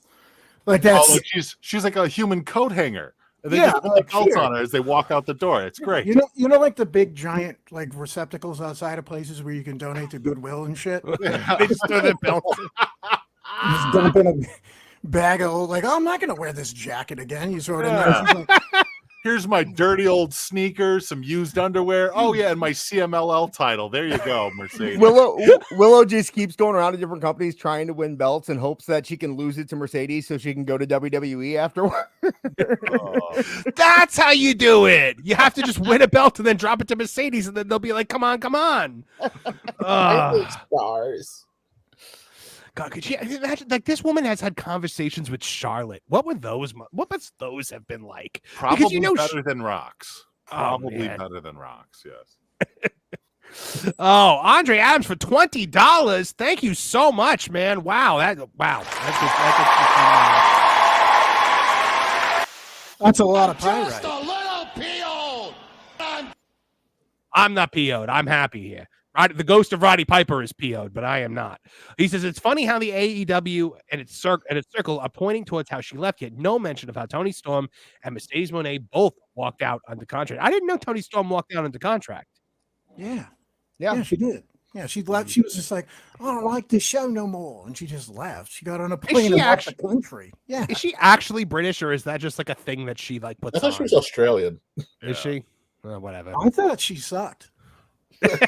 Yeah, You are no all one right. knew about it because it was Toni Storm, and no one cared about Toni Storm. Why are you here? You're fat. Your hat's tiny. Shut up. I didn't say anything yet, Governor. Shut up. By the way, I'm tired of, you know what? Here's a cream pie. Charlotte, jam it in her face. Why? Because it'll amuse me. It'll make me laugh. I look at her and she makes me sad. So she needs a cream pie right in the face. the fact that they're like trying to do this turn with Mariah May and make Toni into like a face, except while she's getting bled out, she's still making her goofy fucking Pee Wee Herman faces. She's like, hello, I'm getting stabbed. Oh, you're like, dude, you're getting. When they beat her up, I'm like, on what planet is Joan Crawford the baby face in anything? Oh, I know. Who thought this was a good idea? Hear me out. I think we got it. What we're gonna do is we're gonna pick one of the guys that killed Bubba Gump and Forrest Gump and make him the baby face. What do you think? Who else? How about the monster that killed the dog in I Am Legend? Can we get him in here? Make him the baby face? Any other really notoriously good people in cinema that we can continue to lean into? I don't know. Look, Sauron has had a really big heel run, and I think it could really shift the business if we turn him babyface. Look, at the end of the day, Darth Vader has facilitated the destruction of Alderaan, but everybody really wants to see the big babyface run after he turns. Nobody wants to see him die after the face turn. Nobody respects my dreams. They're my dreams. Eddie Guerrero. Abundance. Abundance of cream pie from Eddie Guerrero. BT23 for $5 says Camille equals way over in NWA. TK talked with his boss, and so far, no Camille. So did Sasha the nix dentist? The dentist said no. Oh, the dentist said no. Okay. Well, the good thing is she's probably making $500,000 a year to sit at home. So the dentist? Oh, both. No, the dentist is making more money The than dentist that. is back. We're living the dream match of the Kmart diva versus the cosplay diva. Right. In the battle for who's less likable. I'm more unappealing. No, I'm more unappealing. Who has a worse reputation? Oh God! I bullied a woman into the girls until she hid in the women's restroom. Oh God! Matthew James for $2. Thank you so much. Says, what odds on a WWE women wrestling show on Netflix? You can never do an all women show with WWE because then the cancel pigs would come out of the woodwork going. Yeah. Well, listen, it's funny. I wanted to talk about this last week because I know that everybody was split on the women's Money in the Bank performance. Mhm. But you know, the match got so much attention, and they have so many women that I personally do think it's time that they give them a show. Just one hour. I would personally like it. I mean, it is weird because Netflix doesn't have any cooking shows on it, but they can give it a try. Oh my God, Joe! You're giving them a show? Are they cleaning my pool? Are they the paralegals? I mean, could you imagine the level of like a WoW or a Glow WWE based show? Yeah. That could be actually hilarious. If it was that campy, that'd be great. Mhm. Yeah. No, I think it's way more likely you get some kind of like Total Divas type thing, reality show, and maybe they push storylines on it. By the way, I used quotes when I said reality. I'm sorry, you can't see that.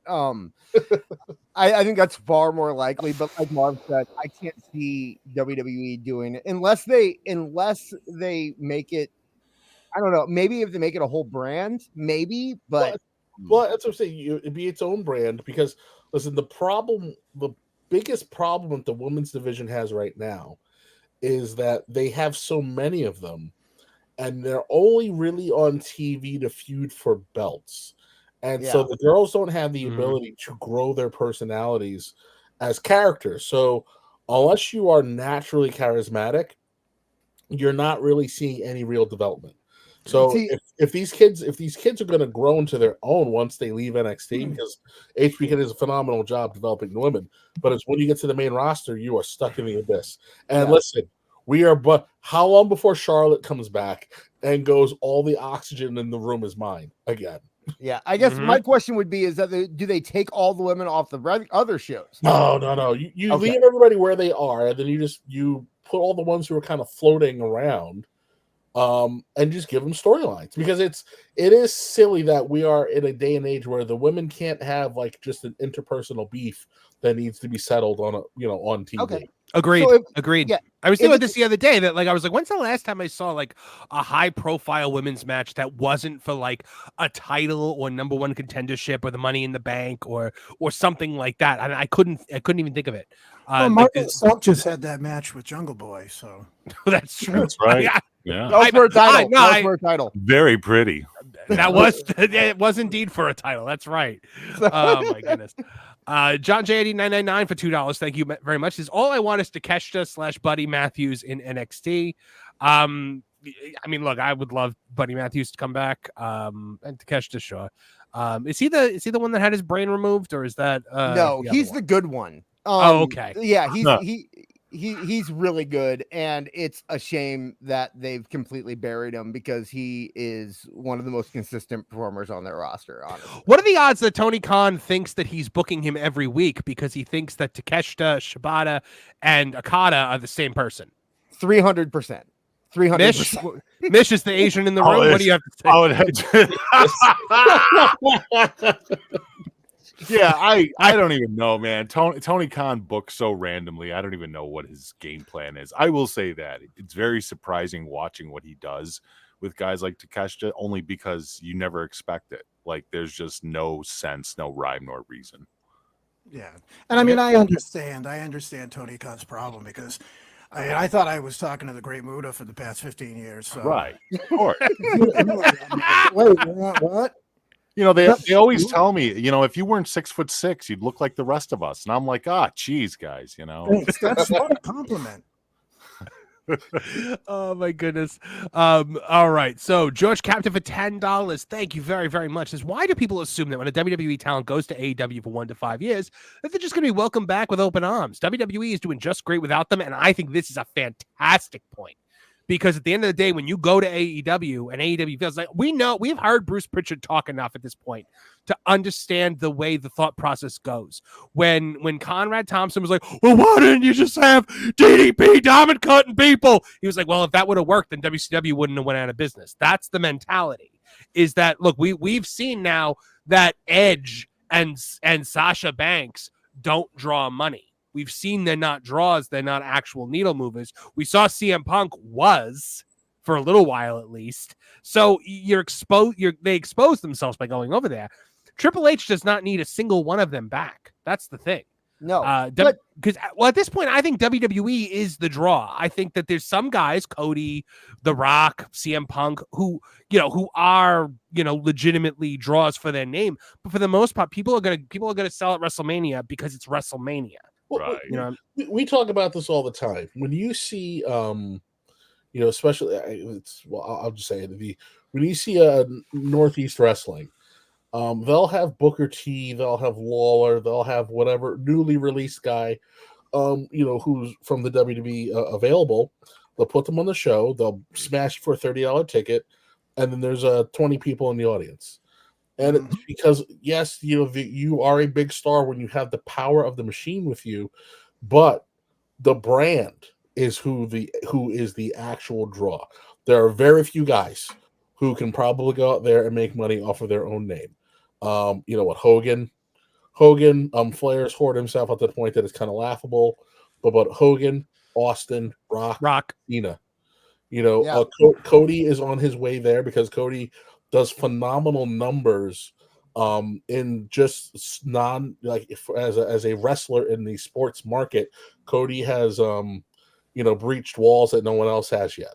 So and Cody has become a hero to kids, and that is kind of the whole point of babyfaces, because like you see these clips from like after the show where he sees like a kid dressed like him in the first couple rows, and he like invites them in the ring, and the kid's like crying.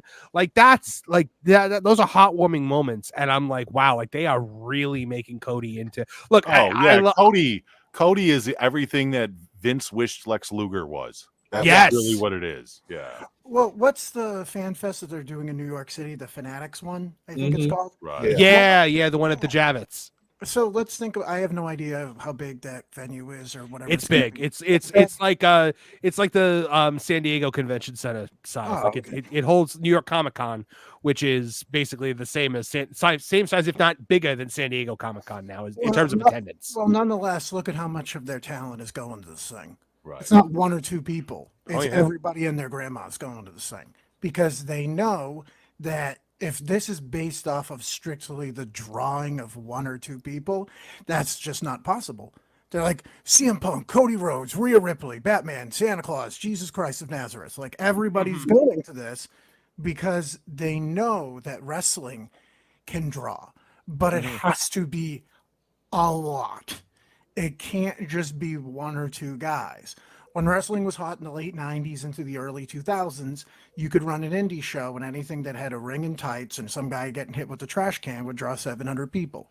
Now, if you try to do that where you're like, we booked this giant convention center and Cody Rhodes is going to show up, it's like, God bless him, but Cody Rhodes, they take a fucking bath on just one guy being there. Let me ask you something, Joe, Kevin too, and Mark. Well, everybody. Let me just ask: do conventions like this gauge ways that maybe promotions pay them?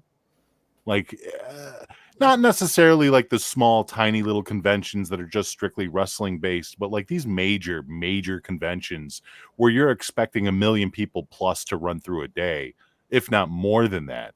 Like as a promoter or as somebody that hires people, or even as somebody that's just gauging, how much the value is, do you pay attention to those things? Are those something that you look at and go, maybe we should readjust their pay next contract or something? I mean, if you're WWE, I guess you could look at it and say, hey, wherever we take this guy or wherever we take this girl, they're getting a reaction. Or in that situation where it's like, we're getting a quantifiable, qualifiable number of people that are paying X amount of money to get an autograph or whatever it would be. Yeah, sure, but for the most part, the people that are going to be making that money and the people that are going to be drawing those lines are all the people that they have booked to draw those lines. There's not this like mindset where they're not going to randomly show up at one of these conventions with like, I don't know, the not even the Miz, whoever, some very mid Austin Theory. And they're going to be like, Jesus Christ, we're selling these Austin Theory 8x10s like hotcakes. It's like, no, that's not going to happen. It's going to align with. It was like when we did the C2E2, when me and John Draper did Comic-Con in Chicago, C2E2. And it was wild seeing like the AEW lines for like the Young Bucks and Page and stuff like that. But then you had other people. You had like your Marco Stunt who had an empty line, and it's how do you look at that as a promoter or even as Tony Khan and go, wow, maybe I don't have either A, enough invested in this guy to make him as popular as I think he should be, or B, maybe he's not worth the value that I think he is comparatively to how much fan base is going to see him. Because they could see anybody. And there was like literally a panel, like tables of just AEW guys.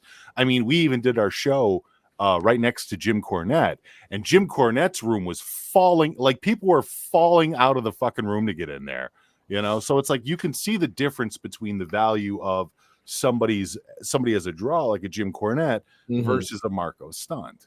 But I guarantee you, Jim Cornette probably didn't make it. Well, maybe he did. I don't know, but he probably wasn't paid on the equivocal scale as like a Marco Stunt was. You know what I mean? Well, you see a lot of wrestlers that go to these conventions, like New York Comic Con, for instance, or even like MegaCon here. There'll be some wrestlers who will be invited by the convention who have like a legitimate photo op.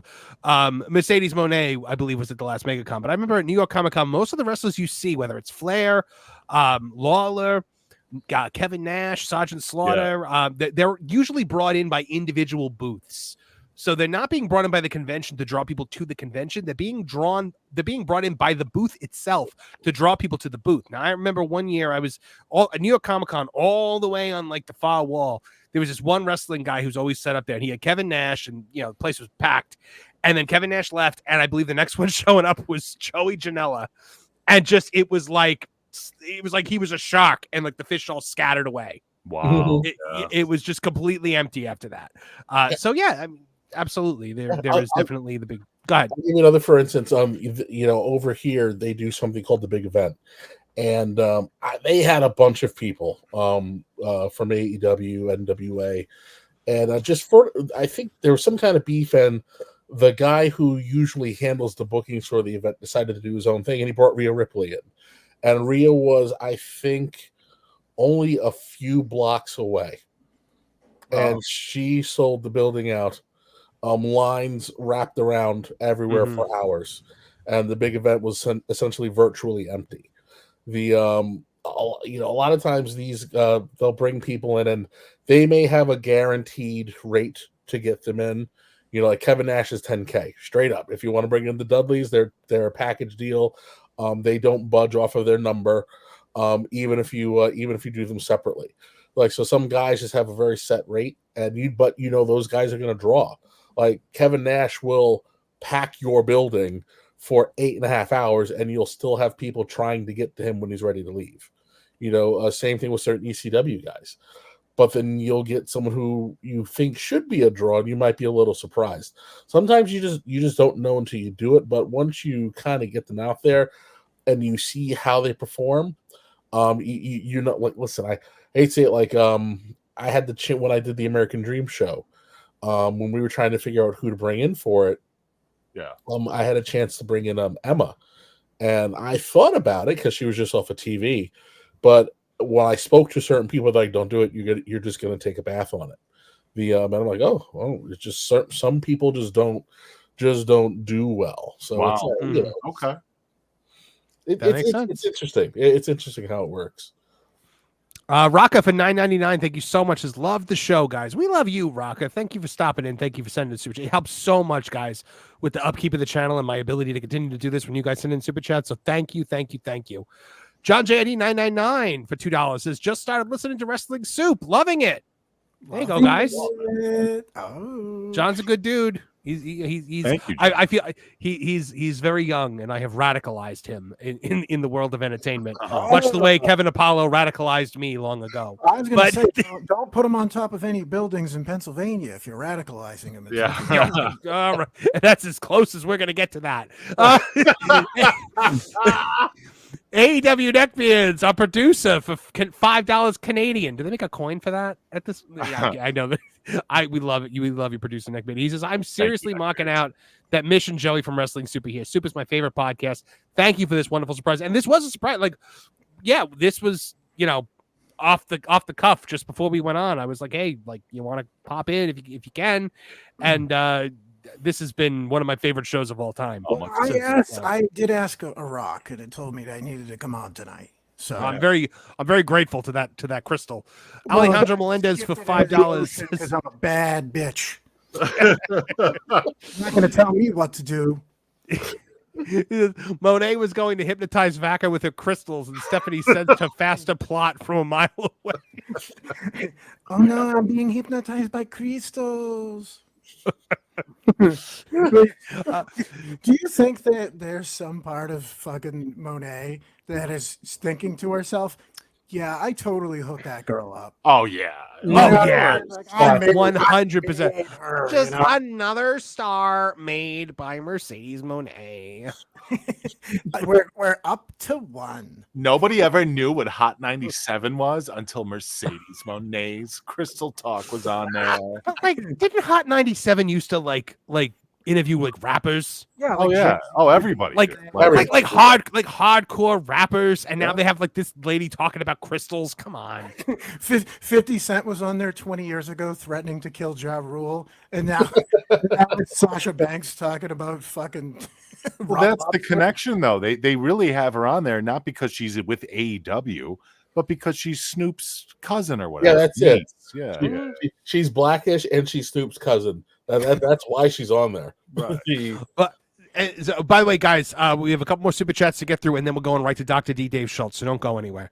JPS for $2. Sonic Banks found all 7 Chaos Emeralds.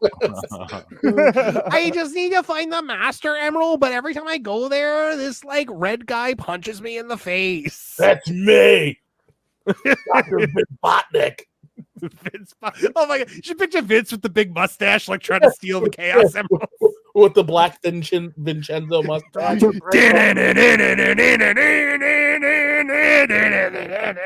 Mecha Vince, go! Oh god! Can't say that, demonetized. John JID 999 says Matt Riddle's magic beans and hottie potty crazy crystals. Yes.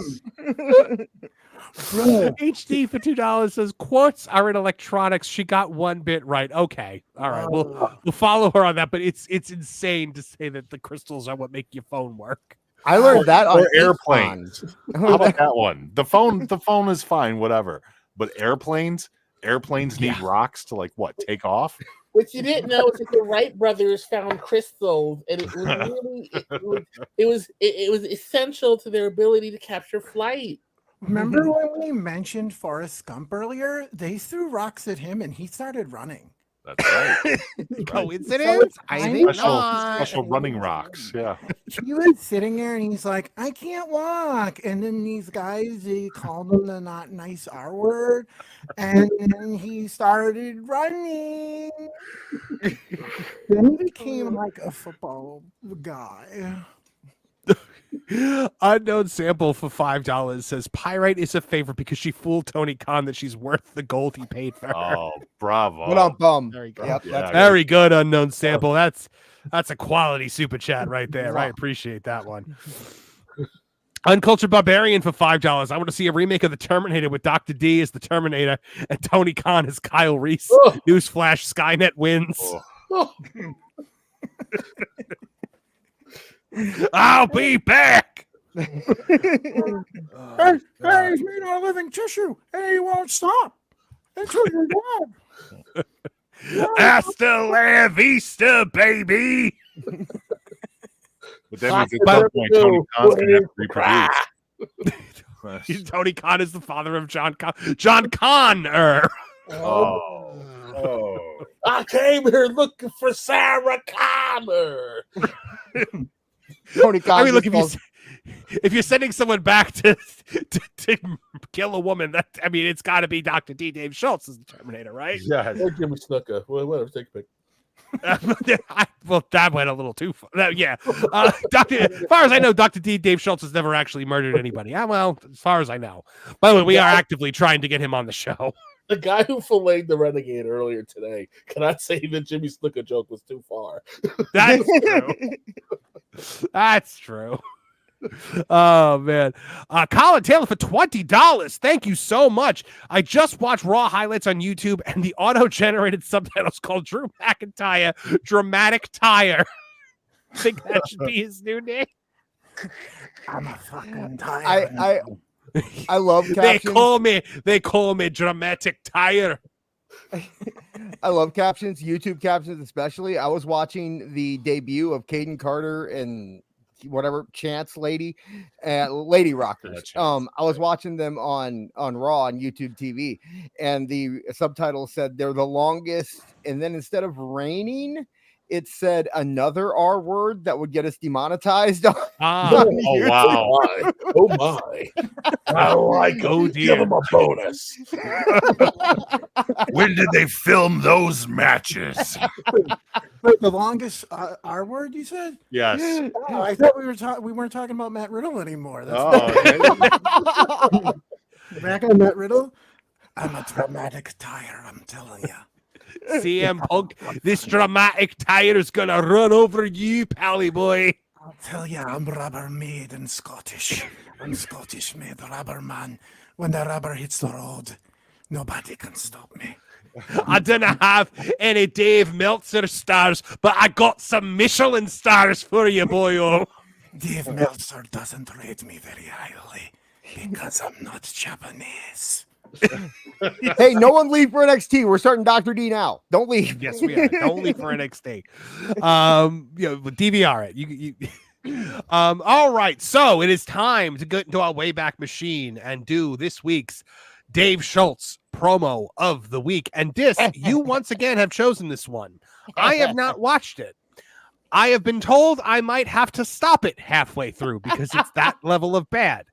But you know what? We're this far into this episode, so man the torpedoes. Good Lord. All right. So, Dave Schultz promo of the week coming at you right here on Tooney Talk Wrestling. And by the way, folks, since this is a WWE promo, it will most assuredly be cut out of the replay because YouTube will be like, nope. So you should at that point head over to patreon.com/TooneyTown Wrestling, where I post the Dave Schultz promos of the week that get allowed. Yeah, that get destroyed by YouTube. All right, so here we go. This is This is a 2-for-1. This is Dave Schultz and a special friend joining him with his already special friend Mean Gene Okerlund, who we all know he loves the most. Here we go. A team that we have not seen together before, but I am certain there's something in the works when it comes to Roddy Piper and Dr. David Schultz. All right, so right away, we know we're in for some good times here. We got the doctor, and we got the hot rod boy. I'll give you a little spoiler. This is about Tony Atlas and Rocky Johnson. Oh, no. I really should. But Marge, just let you know, we watched this one. And the first time you saw it, you were so aghast, you left the room because you couldn't believe what was happening. That's not Saba Simba. That's Tony Atlas. That's the Disney Channel version of this promo. Oh, good Lord. Here we go. You know, the first thing that got the doctor upset, got him terribly upset when I come up north, I found out that Tony Atlas and Rocky Johnson, two boys. Okay, so right away, I come up north and I find out they're free men up here. And look at Piper. Piper just knows what's coming. He's so happy. I'm not getting in trouble for this one, but I'm sure as hell gonna love every minute I of don't it. think Schultz also looks like he's wearing a women's one-piece bathing suit. Which makes Because I took it off the last woman that I smacked in the face. I loves to- absolutely got this from Baywatch. Oh yeah, I guess we should say trigger warning. Trigger warning. There. We'll say. Okay. From where I come from, found out that Tony Atlas and Rocky Johnson, two boys from where I come from, down south, they should be in the cotton field, picking cotton, pulling a cotton. What? That's what you did last time. Oh no. Oh no. You know what? I should have known this was where it was going, but you know what? This is where it's going. Kevin Apollo, just laugh every once in a while to like let the people know that this is okay. Watching you watch this for the first time was like at the end of the Matrix, where what's her name knows Joey Pants is about to unplug her, and she's going, "Not like this, not like this." Oh god, here we go. South, they should be in the cotton field, picking cotton, pulling a cotton sack. They shouldn't have no championship belts around there. Look at Piper! Look at Eugene. Look at Eugene. BG is looking around for anyone to like call cut or stop this. Oh yeah. He's like, You gotta be putting me on. Someone just cut the power. And I love how Roddy Piper is just, very subtly, using his belt as a whip in his hand. Just, very subtly. I love how Mission Joey numbers is like, no, you guys are fine. You guys take that.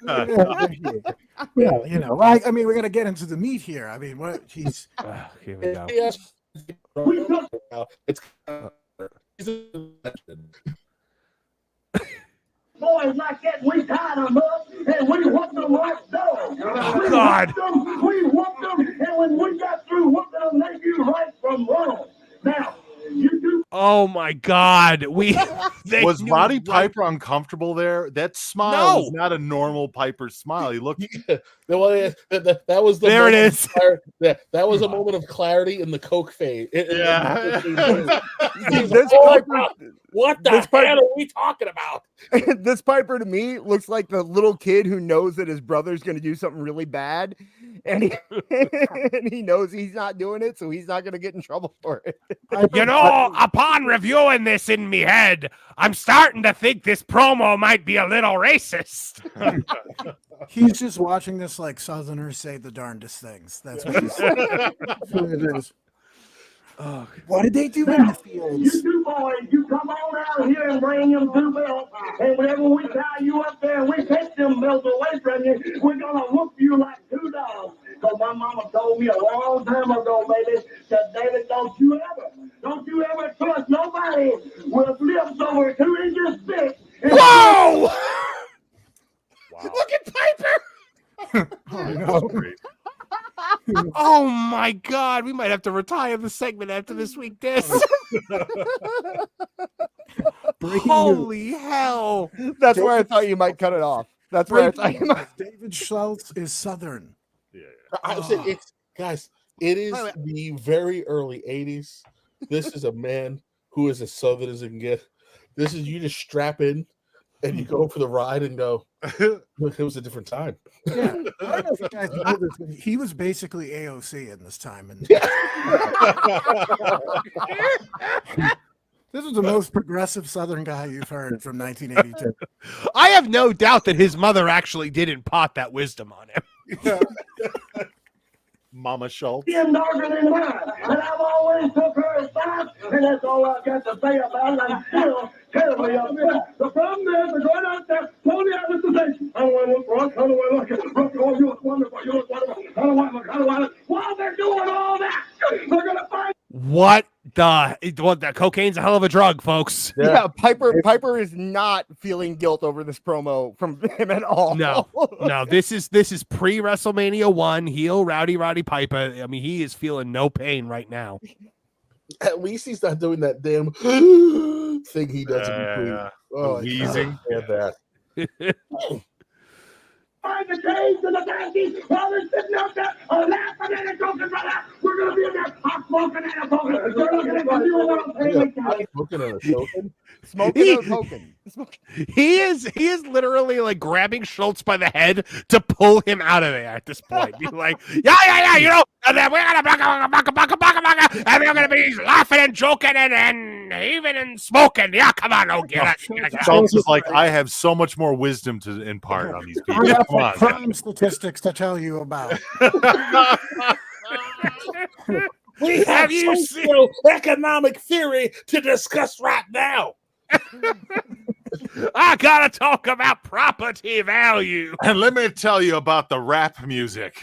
Let me tell you about these rocks that moved into my neighborhood. These rocks. The crystals are telling me not to trust anybody.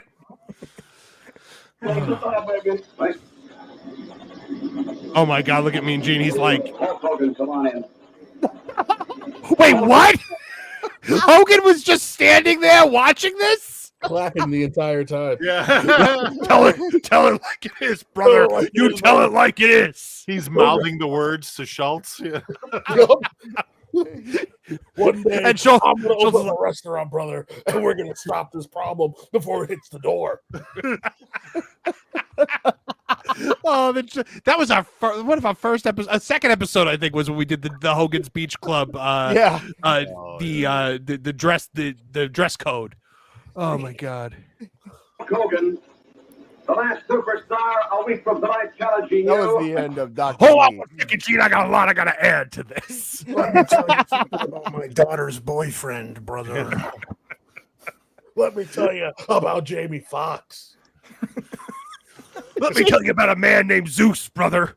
There ain't nothing racist about not wanting him to come break my neck again. You can cut it. That was the end of Dr. D. Yeah, I know, but I'm just curious as to what Hogan is now going to say. How does Hogan follow that act? First 3 minutes Yeah, of like, bingo, brother. I don't watch it like, after that.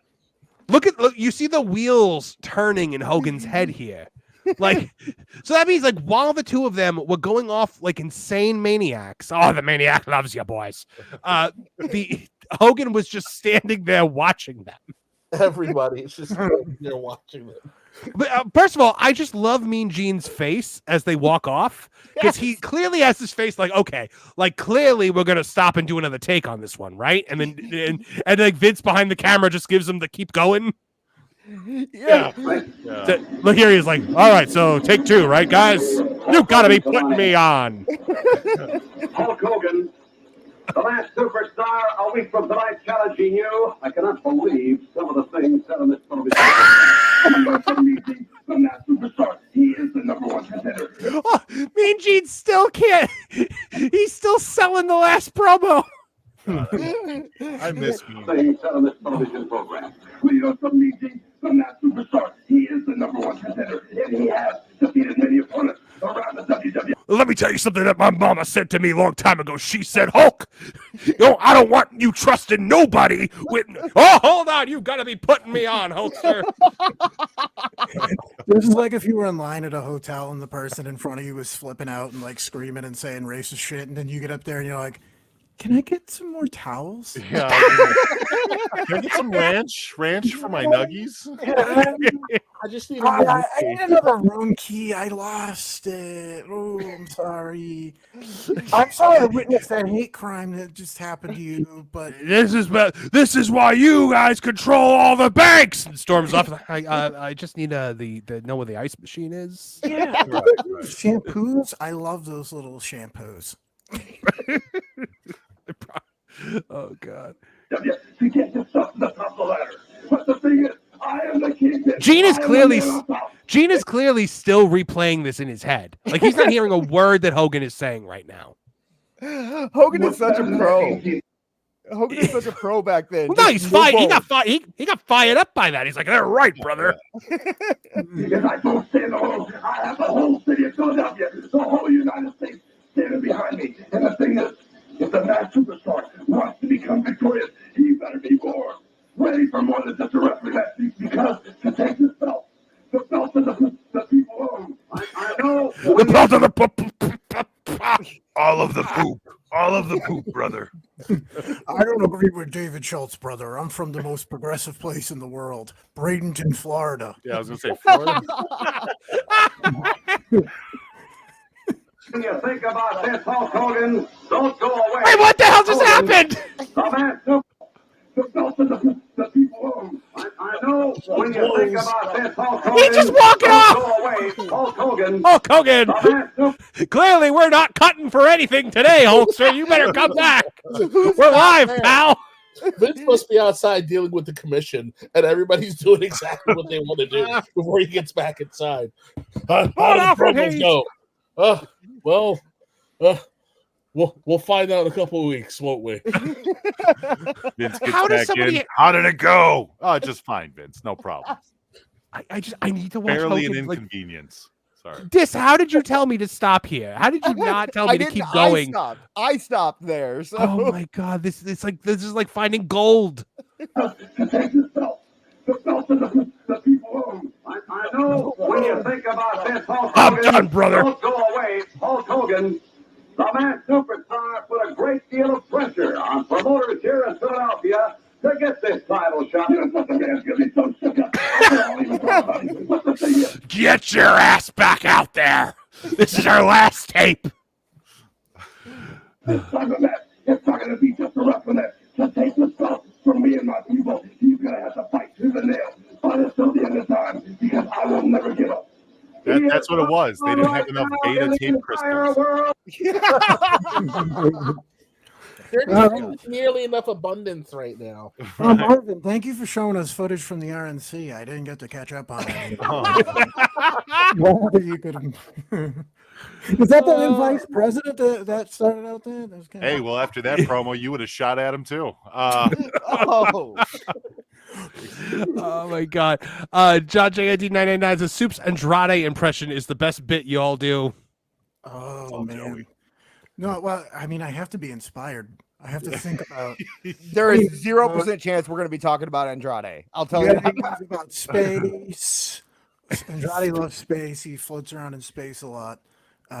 Charlotte, anything with Charlotte. We'll get there. Charlotte. Are they even still married? Yes. Yeah. I guess they went through some kind of a separation, but they're still together. So who knows? Oh well, good on them. I mean, better than Rusev and Lana, right? So I told her I was going to move to Bulgaria. Me and Rusev are going to get a bachelor pad. Uncultured Barbarian for $5 says, I grew up in the 70s and 80s. I heard worse things slung at me at Sunday school by the other kids than in this promo. Well, you know what? Well, I believe you. I'm sorry. I mean, I apologize. That's unfortunate. That is unfortunate. That is very unfortunate. Oh my god. $5 to tell me he had bad things happen in his childhood. Thank you. I would never. I mean, I've done that before. It's called a copay, I think. Yeah, it's cheaper than paying for a therapist. I think specialists are usually at least $30. We weren't all raised Mercedes Mone around here, you know. Exactly. We don't have the crystals to heal us. All right, let's see what else we got. Oh, so AEW has made the interesting decision to run a stadium show possibly in 2025, according to Fightful Select. They're going to be a stadium in Dallas that could hold 100,000 people, possibly, maybe. Okay. Do we think that they're going to draw 100,000 people, guys? They're going to draw 100 people. This is so dumb. I gotta say, it is a bold move for any company that can't usually fill like a 2,000 seat arena in the United States to be like, you know what? We're gonna run 100,000 seat arena, and we're gonna do great. He's going to do it for free and then just double up the merchandise prices. Oh, man. I was in that stadium for WrestleMania, and WWE was selling tickets to people so they could stand out by the refreshment stands and watch the matches. Right. There's no way that AEW wants a one-to-one comparison with that. Maybe that was the interesting choice. Maybe Sasha, or I'm sorry, maybe Mercedes can go back on Hot 97 and give away free tickets. Choose crystals. Maybe it's the crystals. Maybe the crystals are telling Tony that they'll sell, because Tony now at gorilla position has a bunch of crystals at the end of his table. Oh, of course. There's no way she's not filling the entire area with crystals. Do you think she does that? Do you think she's that mental where she goes around like the building that she's at or the office and just starts putting rocks randomly everywhere? Yes. For good energy. Well, here's the thing. Do you think when somebody gets one of the grievous AEW injuries and they're being like carried back to the back and they're all like in horrid pain and just angry and depressed and just horrified at what just happened, she's running up to them with rocks in the back? After she injured Paige in WWE, she's like, look, I can fix you. We got this taken care of. Those EMTs can go home. I have some rocks right here. Do we think that the crystals are a new thing, or was this a thing back with Paige? There was actually somebody who commented on her video. Me and Joe, we covered this on Thursday a little bit, and somebody commented on her video saying that she was on Logan Paul's show talking about the rocks, I guess, kind of making snippy comments. It might have been a complete joke, but I guess she made a snippy comment at Logan Paul about his bad energy with the rocks or whatever. Oh, God, really? Yeah. Oh, man. And Paul's, I got to go back and find this thing now, but yeah, I'd love to see that. I have to find out right now. I'm like, what were events in American history that have actually drawn 100,000 people to them? And I'm trying to see how many of them would have featured Daniel Garcia. So far, I'm not getting anything that aligns with. Didn't he show up with the Pope that time? Garcia? I thought so. He's on the Mobile doing his little ASD hump air thing. But like this is the equivalent, I would say to a friend, of an 80s movie where like somebody's like, Tony, you can't draw anybody. He's like the kid is like, you have no friends. Oh yeah? Well, next week I'm bringing Spider-Man to the cafeteria to have lunch with me. And now like we have to go on an adventure to try to find Spider-Man to bring him to this kid. Like that's what this is. I'm gonna run 100,000 seat arena. Do you know who's drawing 100,000 people? Probably like the only act I can think of in this country currently that would draw 100,000 people is Taylor Swift. Taylor Swift. Yep. That's all. That is it. The Olympics, maybe. Maybe. Bad Bunny is very, very. I mean, he's huge. I don't think he's. Yeah, but Taylor Swift is a guaranteed. Like I could almost guarantee you she's going to get 100,000 sold. Oh yeah, it'll be the worst experience of your life. But not if you're a fan of Taylor Swift, which case you probably got many more worse experiences. Just 998,000 girls in cowboy hats running on. He wears short shirts, I wear sleeve shirts, we wear captains, I am the preacher. Just like a fucking. Do you think Mercedes Moné is a big fan of Taylor Swift? Something tells me she might be. She might be jealous. I don't think she's a fan of anyone who's not Mercedes Moné. Yeah, at least no women. I guarantee she doesn't have any. Like she pretends that she's friends with Bailey and stuff, but I guarantee that there's animosity. She's friends with Bailey because Bailey is Gretchen Wieners here. Like, she's probably following her around. Like they were the plastics in WWE. How many times do you think she's made Bailey the pitch that she should come to AEW? Oh yeah, multiple times. I'm sure. Million bajillion times, gotta be. Well, she was making a pitch to Natty. She was doing an AEW or an interview for AEW, saying that there's a husband and wife couple in WWE that aren't being used properly, and they do wonders in AEW. Yeah, and she was talking about Natty. He'd use Natty amazingly. Well, of course, he'd find a way to have Tyson Kidd be cleared from her disastrous neck injury. Hello, everybody. My rock psychologist said, TJ, you're fine. You're fine. It's okay. Get out there. There's never anything wrong, TJ. Just hold this rose quartz in your hand for 10 minutes and think nice thoughts.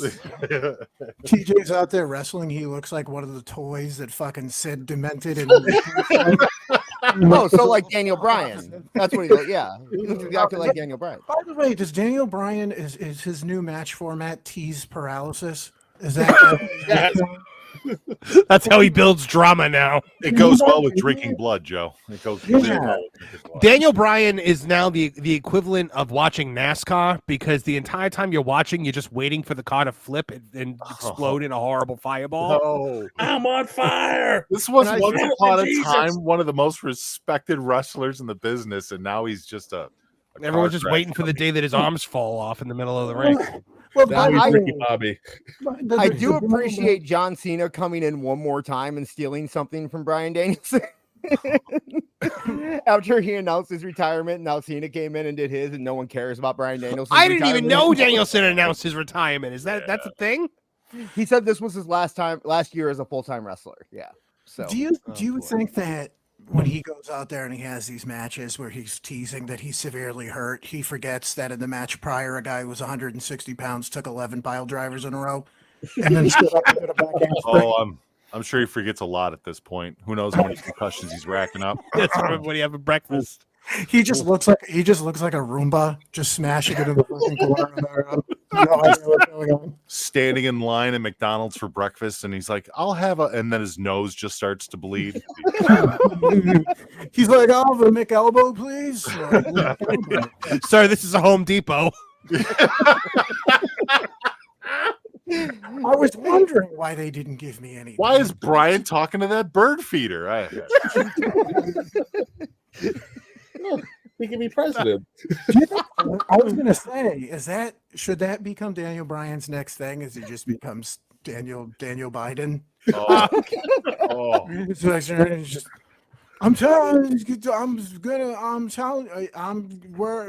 we're the best wrestle. John Draper needs to do that bit. Come on now. Look, at the end of the day, I don't know if he should, but I think he has no choice in the matter. Yeah. Listen up, Jack. This is where the best wrestle.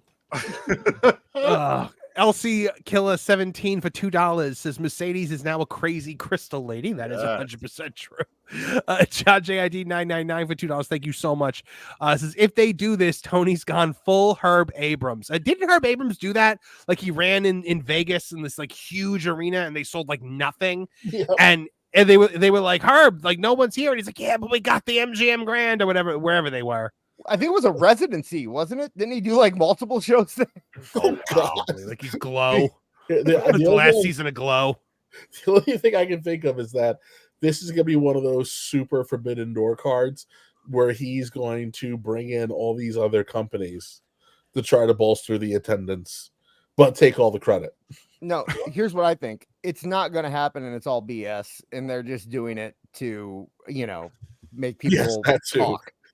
They're doing it to try to justify the 8-week residency they're doing in Dallas right now. They put out a little rumor here to get people to be like, oh, that's why they did it. And then people forget about it by the time it doesn't pan out. Because the only stadium that will ever hold AEW in the United States is the one in Jacksonville. And it's because they own it. I was literally just going to say they could run that stadium for literally nothing. They own it. Why don't they run that stadium? Because they know they can't put people in it. Yes. Also, Jacksonville, they hate the cons. So that might not be the best idea. Probably. Jacksonville hates him. The Fulham people hate him. Like I know to say that's why he loves AEW so much. It's the only thing he's ever done where the fan base actually likes him. I know. Well, for now. Dad, can I borrow the stadium? I got friends coming over. Last time I did that, you made a mess. Matt Hardy was all over the floor. Come on now. Oh, God, for you. You spilled Matt Hardy all over the floor. We need cleaners in here to clean up his horse shit everywhere. There's Matt Hardy and horse shit. Jesus. Son, help! You got Daniel Bryan walking in the doors, bleeding from the nose. What the hell you doing, Tony? I'm not dead yet. I'm down here, but very badly injured. He's the guy. He's Fez from Austin Powers. I'm gonna try to get up now. It smells of hickory. Over the fucking Hardy Boys music? Is that what it is? Ann Evans, a friend from Ann Evans from Fightography, checking in $5. He goes, "Look at the effing build on Big Kev Apollo. I am afraid for my life." Yeah, he's As like, you should be. As you should be, brother. Oh man.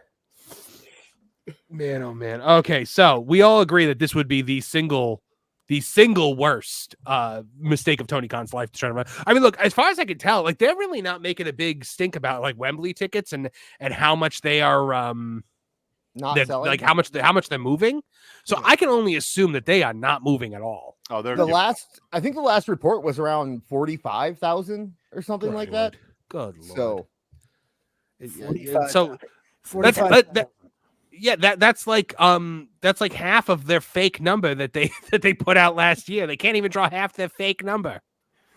Well, that's the other thing too. If you remember when that arm for that number, it's a lot smaller this time. That's the thing too. Speaking of Taylor Swift, when the news came out for the next year to be back at Wembley, I guess Taylor Swift is running a concert series before All In, and I guess that her series or her concerts are going so long that AEW doesn't quote unquote have enough time to prepare for All In. So they already had excuses on day one of announcing this. So I would not be surprised that when they don't hit their number, they're just going to blame Taylor Swift. Oh, the Observer's reporting that. Come on, the Swifties versus the AEW fans. How great would that be?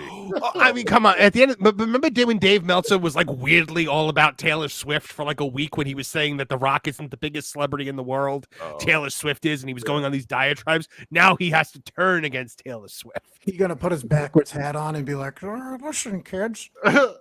Oh, how do you do, fellow kids?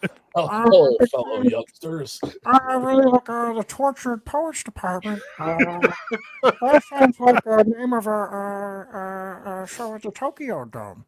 The Tortured Poets Department. But Dave, don't just tell them all that they don't have to hate.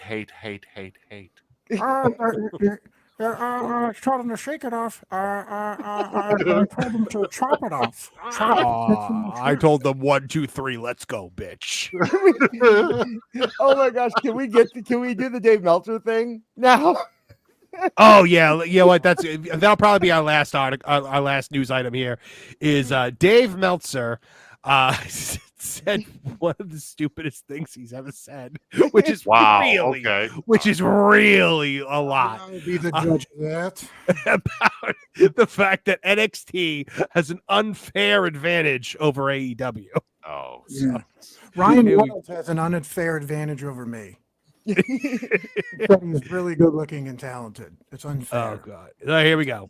I find really interesting is that with NXT has turned it around by introducing new characters to the show, and like they'll bring in guys from TNA.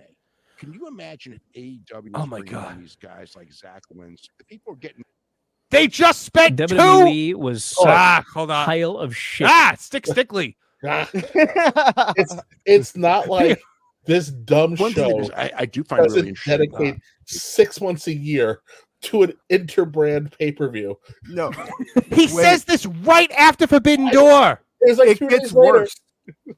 It gets worse. Okay, here we go. It gets worse. That with NXT has turned it around by introducing new characters to the show, and like they'll bring in guys from TNA.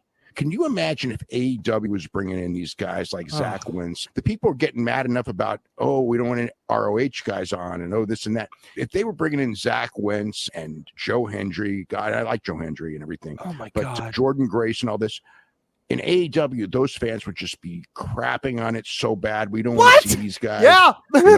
And in NXT, It's the almost like fans they're there, bad fans. they embrace everyone except for Ridge Holland for whatever reason, but everyone else that comes in from Baron Corbin, anyone, right? Anyone from another company. Baron Corbin's in the same embrace it. company. They're so happy that they're gracing the Performance Center with that. And AEW, you bring in new guys, and it's really tough. Now, thanks. One thing that is, What the hell? AEW show up. AEW can't be as successful as NXT because their fans are assholes. That's basically what he's saying. Who are ironically his fans. Right. Yes. Those rich, educated fans that only watch the finest of wrestling. Our high IQ fans. Yeah.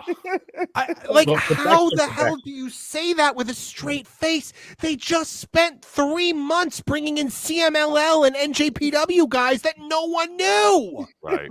Or that whole time during the pandemic where they massacred TNA and did absolutely nothing for them, and the only gift for TNA was the lowest ratings the show has ever had. Right.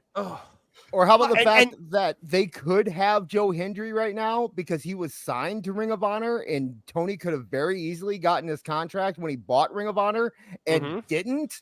And now Joe Hendry is on this big, upswing, and so he's, he would get shit on by the AEW fans. Joe Hendry's NXT debut has more views than 3 weeks of all 3 AEW shows combined. Yeah. It's not hard to understand. I mean, it is for Meltzer, and it's hard to understand for people that are this level smart wrestling fan. But this is comparable to, why do people get excited about the NBA draft or the NFL draft or any of these other drafts? Because they really like some of these guys, the young kids that are basketball players, and now they're getting the opportunity to go play against some pros. That's cool, right? Like, oh man, I watched that guy play for Duke, and now he's going to go to whatever team. That's real. That's some real tangible shit. Nobody's sitting there going, oh, my favorite basketball player on my college team is going to play in the fucking ABA. He's going to Czechoslovakia to play in the fucking, in the Duhas League or whatever the fuck. Like, no, he's going to play against fucking LeBron. Like, he's going to play against like Jason Tatum. It's like, oh wow, this guy's going and playing against NBA champions. Like, that's what makes that exciting. Yeah. Oh, Joe Hendry's gonna show up, and maybe he's gonna have an interaction with Cody Rhodes, and that'll be funny or something. Wow, how does that not pan out comparably to Joe Hendry's gonna show up in Orange Cassidy, and they're gonna look at each other and fucking touch tips or something? I don't know. Like, sorry, guys. I was gonna say, it's a really good point because, some of the members of the Harlem Globetrotters might be better athletes than the guys that are in the NBA, but nobody wants to see LeBron's kid play against the Harlem Globetrotters. He might as well. He should be, but but I think the best part about this too is that they're using it to advance storyline. Regal's kid and a couple other people are moving storylines ahead on TNA. We had the Rascals on last week to stop Wes Lee from giving up and retiring. So like, you're getting all these cool dream scenarios, but also paying off a long watching wrestling fans who used to watch these shows.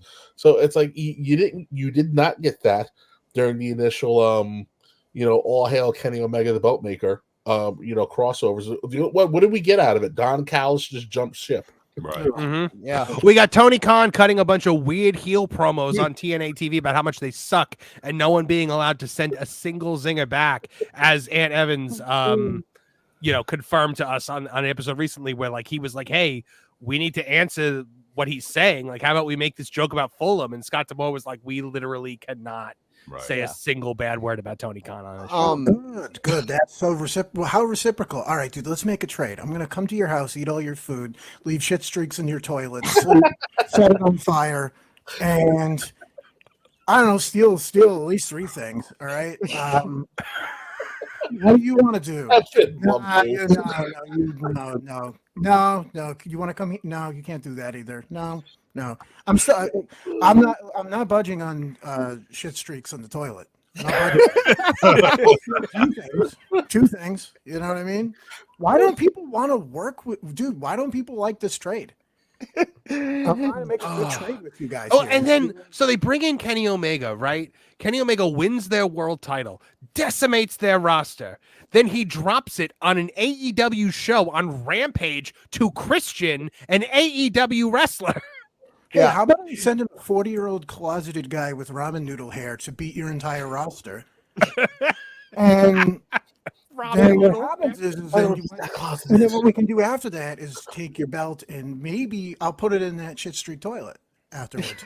AEW gave TNA their lowest rated impact of all time up until that point. And WWE has now helped TNA sell out a 4,000 seat arena. Yeah. So, well, and it's also, let's be honest too, NXT is just so well produced that when they brought the TNA guys in and they're even doing the crossover stuff with TNA, it feels like there's excitement in it, and not just because of that all-star feel like you were talking about, Joe, where you're bringing in these guys that are now potentially going to have matches with people that we didn't expect to happen. But it's also being brought in on a respect level, which is the same thing that you're saying about the shit streaks in the toilet. Like NXT isn't insulting TNA talent, making them look bad. If anything, it feels like NXT talent are kind of moving out the way and letting these guys get heat and really draw in the interest and the ire of fans. Like, what the hell are these guys doing here? And now they're going to build stories over it. I mean, they got Obafemi and Moose going on too. So it's like there's a lot of little things that they're adding in there. Jordan Grace recently said on social media in January, her contract's up, and quote unquote, you know what that means. So it's like there's already a buzz and excitement for Jordan to come in. People are loving the fact that Joe Hendry's here. Like, they did things the right way. And you have to look at a guy like Shawn Michaels and the powers that be in NXT and people in TNA. And then you have to look at how AEW was handling things with Tony Khan. Tony Khan had no idea. As much of a wrestling fan that Tony Khan presumes to be, he really makes a lot of mistakes that other people have made before him countless times and just does the same thing. And this is one of those scenarios that, look, in the past, obviously, we don't talk about it very often, but the whole WCW being bought by Vince crossover was handled poorly for a very long time. Oh, Black Saturday, which AEW is using for ratings right now. Right. But I mean, this NXT TNA crossover stuff is generating buzz. People are genuinely interested in that. And because of that, expect more TNA talent to show up in NXT WWE and expect more NXT talent to show up in TNA. And now that they're all in bed together because of not TKO, but because of I was going to call them Anthem. Wow, I'm blanking on it. The company that owns TKO. Whatever. Oh, Endeavor. Yeah, Endeavor. Thank you. So Endeavor owns, like, what is it? TNA's TV contracts. TNA uses their technology for their streaming service. Right. So they have a common goal and they have a commonality in Endeavor. I mean, it makes sense all the way through for both companies just to help each other. And if it ends up, and especially with the weird news that dropped, what was it, today or yesterday, with Brian Alvarez talking about WWE relaxing on names as far as that's already been debunked. That's been debunked. It's debunked. Yeah. So basically, so I got clarification on that over here. What happens? So apparently, I'm just trying to find the. So Alvarez says, "Oh, simmer down. Apparently, when you leave WWE, it's kind of the same thing. I think with AEW, it's like she can leave and take her name. Ethan Page can leave and take his name. Oh, you pick. Well, we're there. You own the rights to everything for pro wrestling, but it's a big change from back in the day when they owned you in perpetuity." Okay, so apparently what this means is if you come in with your own name, like an AJ Styles, a CM Punk, somebody like that, okay, you are AJ Styles is essentially renting his name out to WWE, and while he is contracted, they own the name, they own the rights to it, but then once he leaves, those rights revert back to him. But like Bo Dallas is not leaving to go be Uncle Howdy somewhere else. Wow. Yeah. Like so you can't. So Adam Copeland can't be Edge. Adam Copeland can't be Edge. Mercedes Moné can't suddenly be Sasha Banks. That was so weird because that's such a non-story. They've been doing that forever. Yeah, except for the Dudleys. Yeah, well, no, the Dudleys, except for the poor Dudleys who got railroaded. Well, the Dudleys, to be fair, they bought the rights to the Dudleys when they bought ECW. Right. Well, did ECW own Just Incredible's name too? Because Just Incredible couldn't be Just Incredible. I don't believe so. I think Paul, if I remember correctly, Paul made deals based on people based on who came up. So the Dudleys, the two characters that are the Dudleys that we know of, were not the first Dudleys in ECW. Right. There were I know other, that, yeah. So they came in and were given those parts. Justin Credible probably came up with that with Paul, and Paul let him keep it because they came up to it. Brian Alvarez lied, basically, just kind of like face lied. Yeah. Oh wow, dude! Because I fell for that. I'm like, well, look at good guy WWE giving people their names, and I saw people even responding to me. They're like, oh, it doesn't matter. I'm like, really? Tell that to the last 40 years of wrestlers, who have been on in independent companies and stuff, where they have to go by PJ Polacco or something like that. I was wondering where Cassius Ono went. I was like, that name is fucking gold. Right. Well, some of them are stinkers, Joe. Come on. Yeah. I mean, also, Stephanie Vaquer's full name is Anna Stephanie Vaquer Gonzalez, so she's keeping that name regardless because it's her name.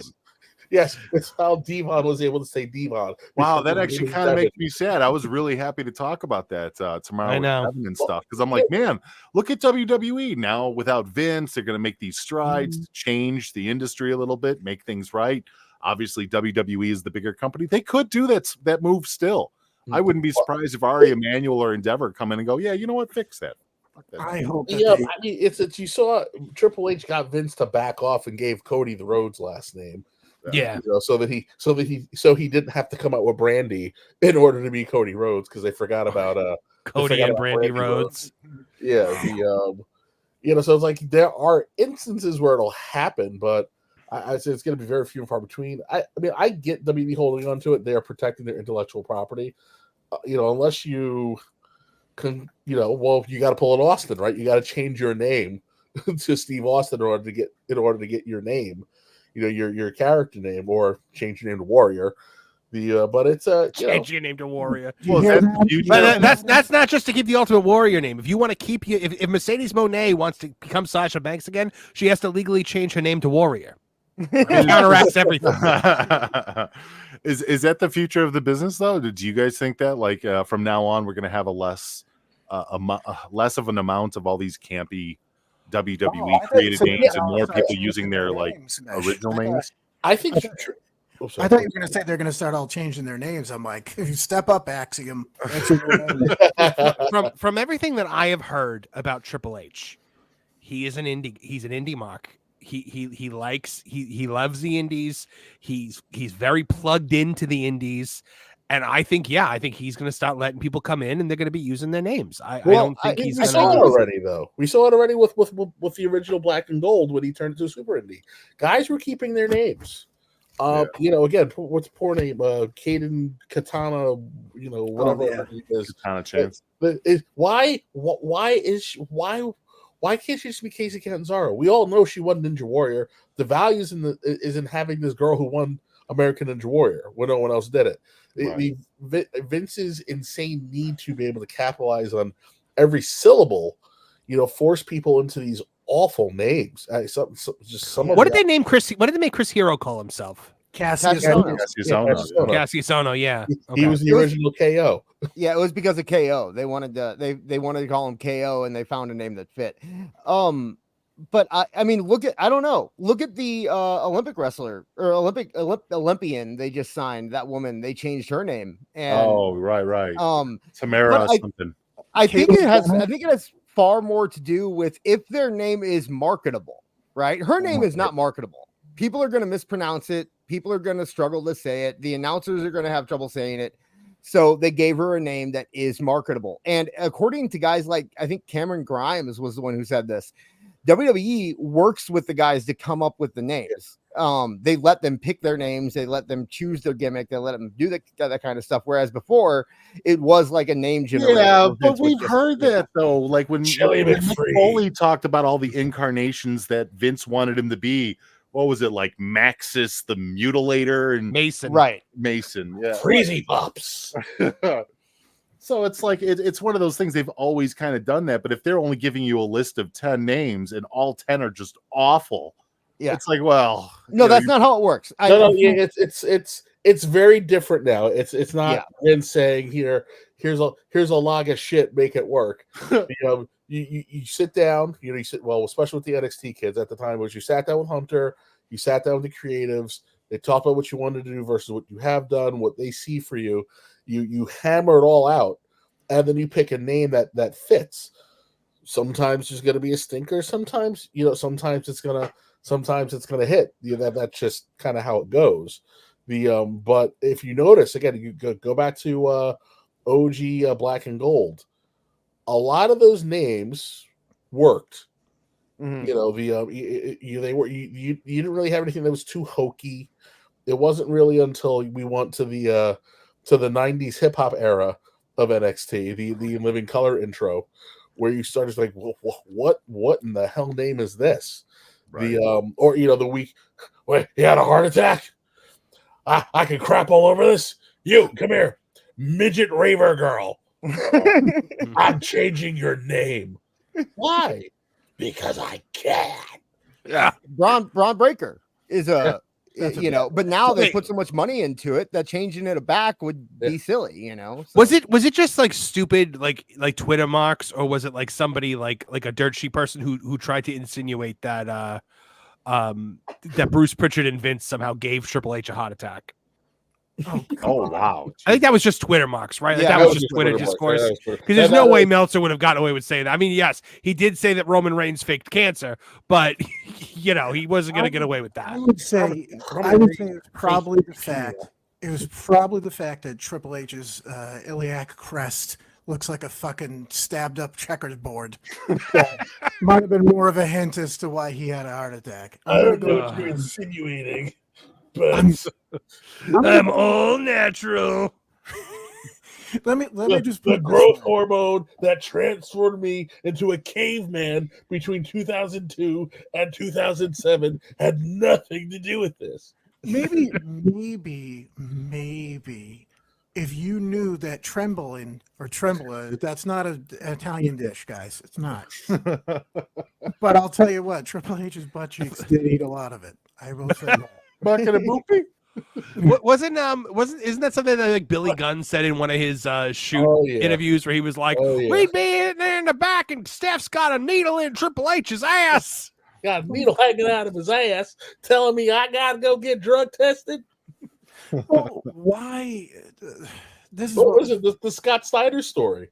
Yeah. Oh yeah. They told me I had to go get drug tested, and I was like, I'm not taking a drug test. You know what? I'll go take it, but you gotta make me take it with your son-in-law. I'll go rent the limo and we could go take it together. Yeah. One of us isn't passing that piss test. Being like, they never asked me again. If someone was like, how did Triple H have a heart attack? It would be like, I don't know. How did I don't know, whoever die of alcohol or drugs or something? It's like, yeah, no shit. Why are these rappers that are talking about drinking heroin dying of heroin? Oh, I don't know.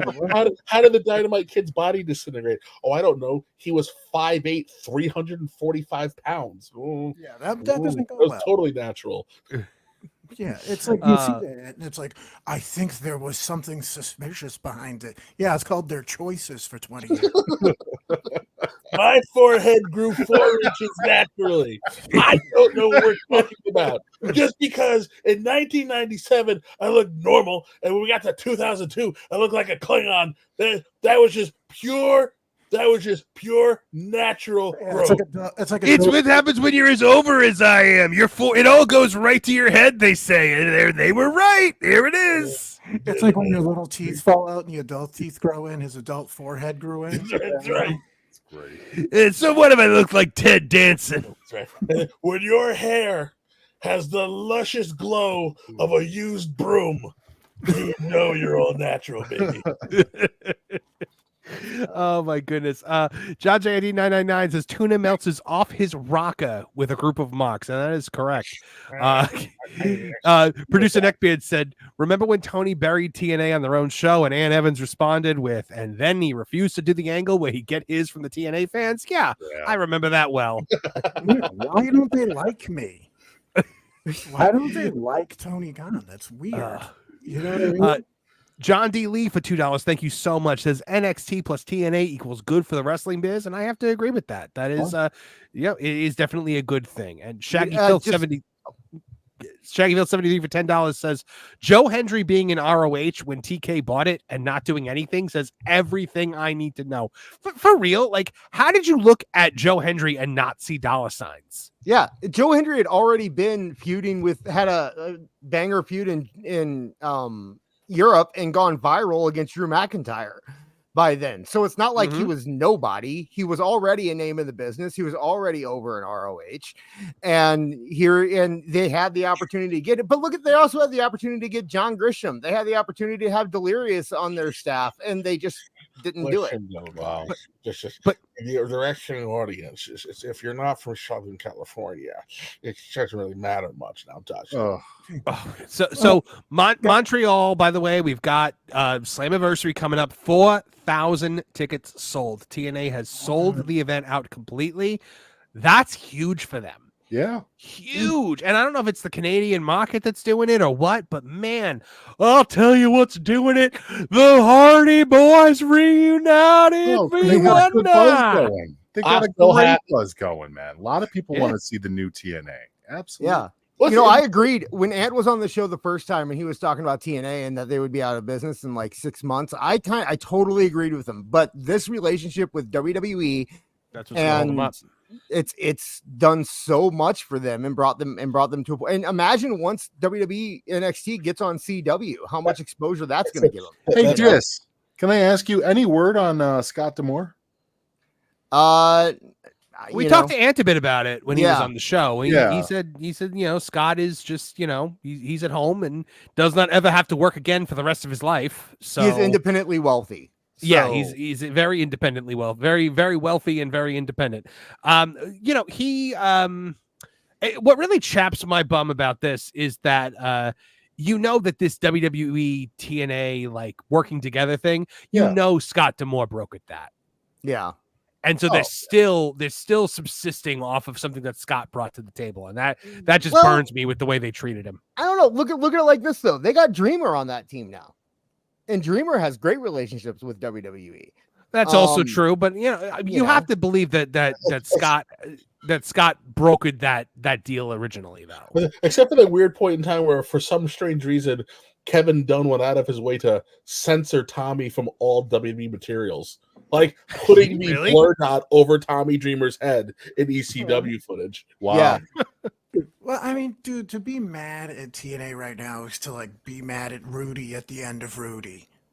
I hate that stupid I hate Rudy. That movie is a complete total fallacy. But that's it. It's like you're looking at it, you're going, these guys have been we're doing it, we're trying, we're here, we're working, we're doing something, we swear, we're trying our best, and now it's working out for them, and it's like, you guys are assholes for finally figuring something out. Well, the thing that I'm angry at TNA about, though, is the way they treated Scott D'Amore, the way they ousted him. This guy was like the guy that was bringing it back. Like, he put in all the elbow grease to get the wheel moving, and the second it was moving, they were like, all right, thank you. Deal with Dazin, too, where he got them like worldwide all of a sudden. Like, Scott did a lot to really put some machines behind TNA. It's a tough situation for me because I like the guys that they have on creative now. I like Tommy Dreamer, I like Delirious, and I like R.D. Evans. I like all of those guys. I think R.D. Evans is brilliant. And I think, Delirious is a great guy. And so it's hard for me because I don't like what they did to Scott, but at the same time, you're seeing these guys get jobs who are guys who didn't get jobs because Tony bought ROH and didn't hire them. And I have to think that it was just a difference. I mean, when let's be real. What happened was Tony was going to buy ROH, and before it was finalized, he told them to fire everybody, including Brian Zane, and then so that he didn't have to do it, and then he bought it. And to be fair and I hate being fair to a multi-billion-dollar corporation, but to be fair to TNA's owners, Scott did kind of try to do a little takeover, and that's usually not looked at kindly in corporate America. So I was gonna ask, do we ask Ant if there was any truth to the Scott D'Amore was going to try to buy TNA? I think he said he did. Yeah, I remember that. Yeah. There is a point, though, where you look at it, and like I said, it's the little engine that could. And it's like, well, somebody did wrong by this person. Every wrestling company should be literally burned to the ground if they have not been nice to one person who did right by them. Right. Yeah, that's it's unfortunate, You but got a point there.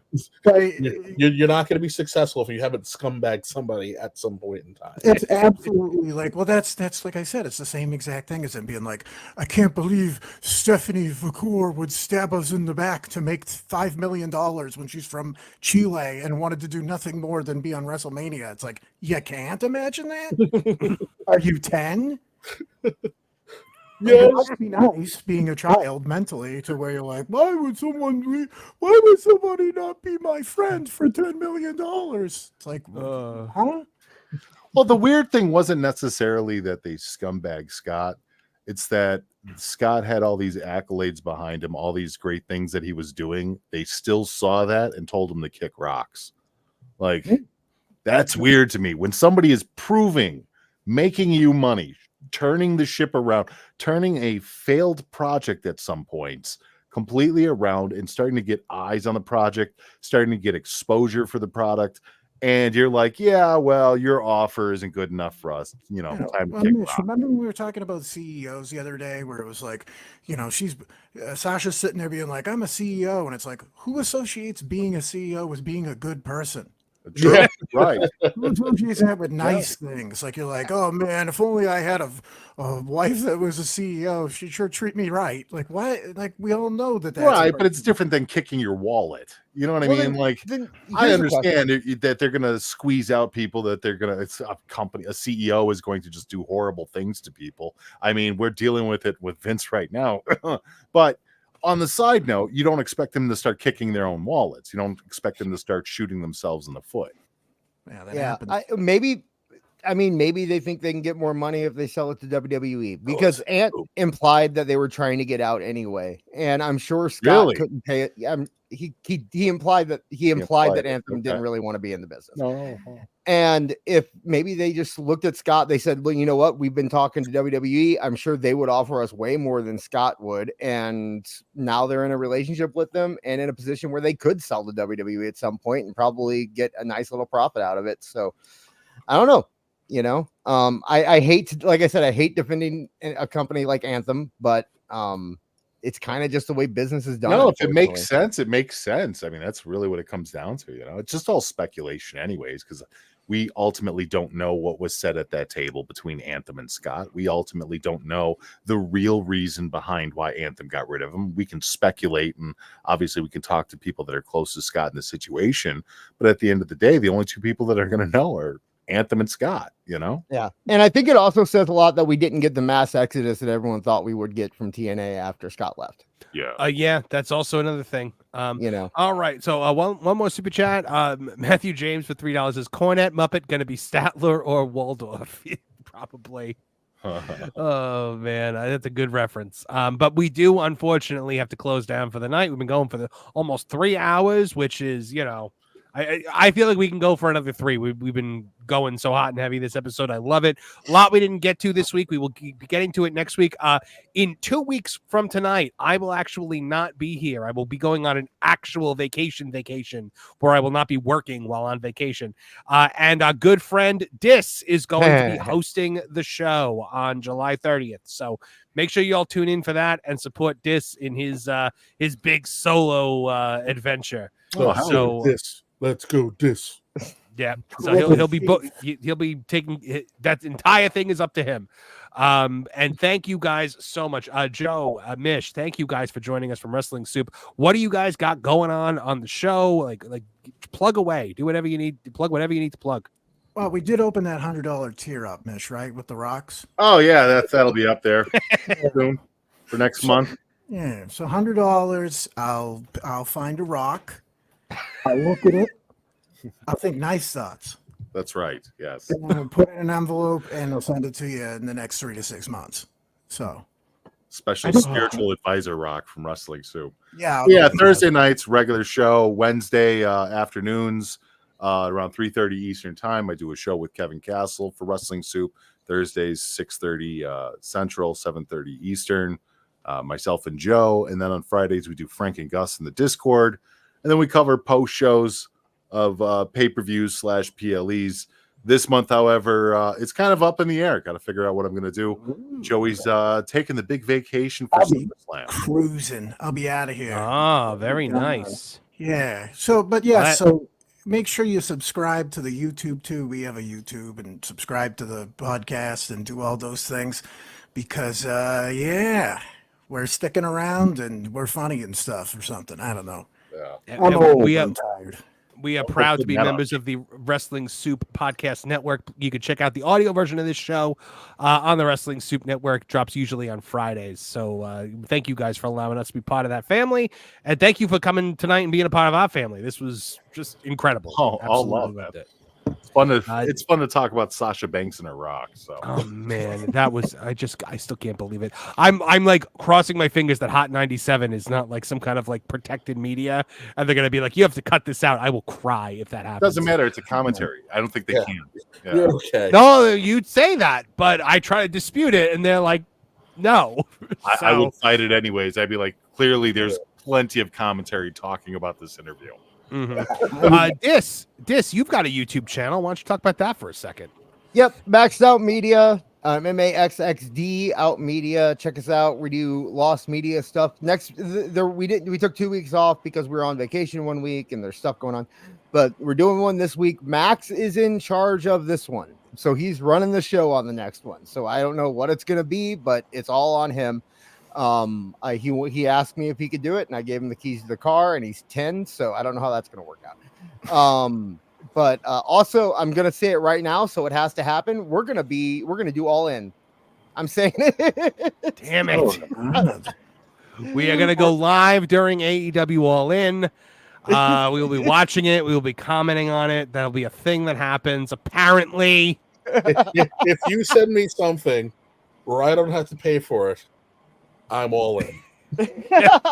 You could be here and listen to us talk about it. But by the way, however much I pay for this pay-per-view, I really hope you guys super chat me enough money to cover it, because it goes against my my rule against spending a single solitary red cent to support AEW. I think you should pyrite it.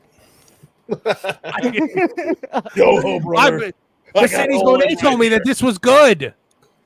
And also, guys, check out Tooney Town TV, our movies and comics and TV channel over there. It's a sister channel doing amazingly. It's got over 2,000 subscribers now. We will be having our big 2,000 subscriber celebration coming up this Thursday night at 8 p.m.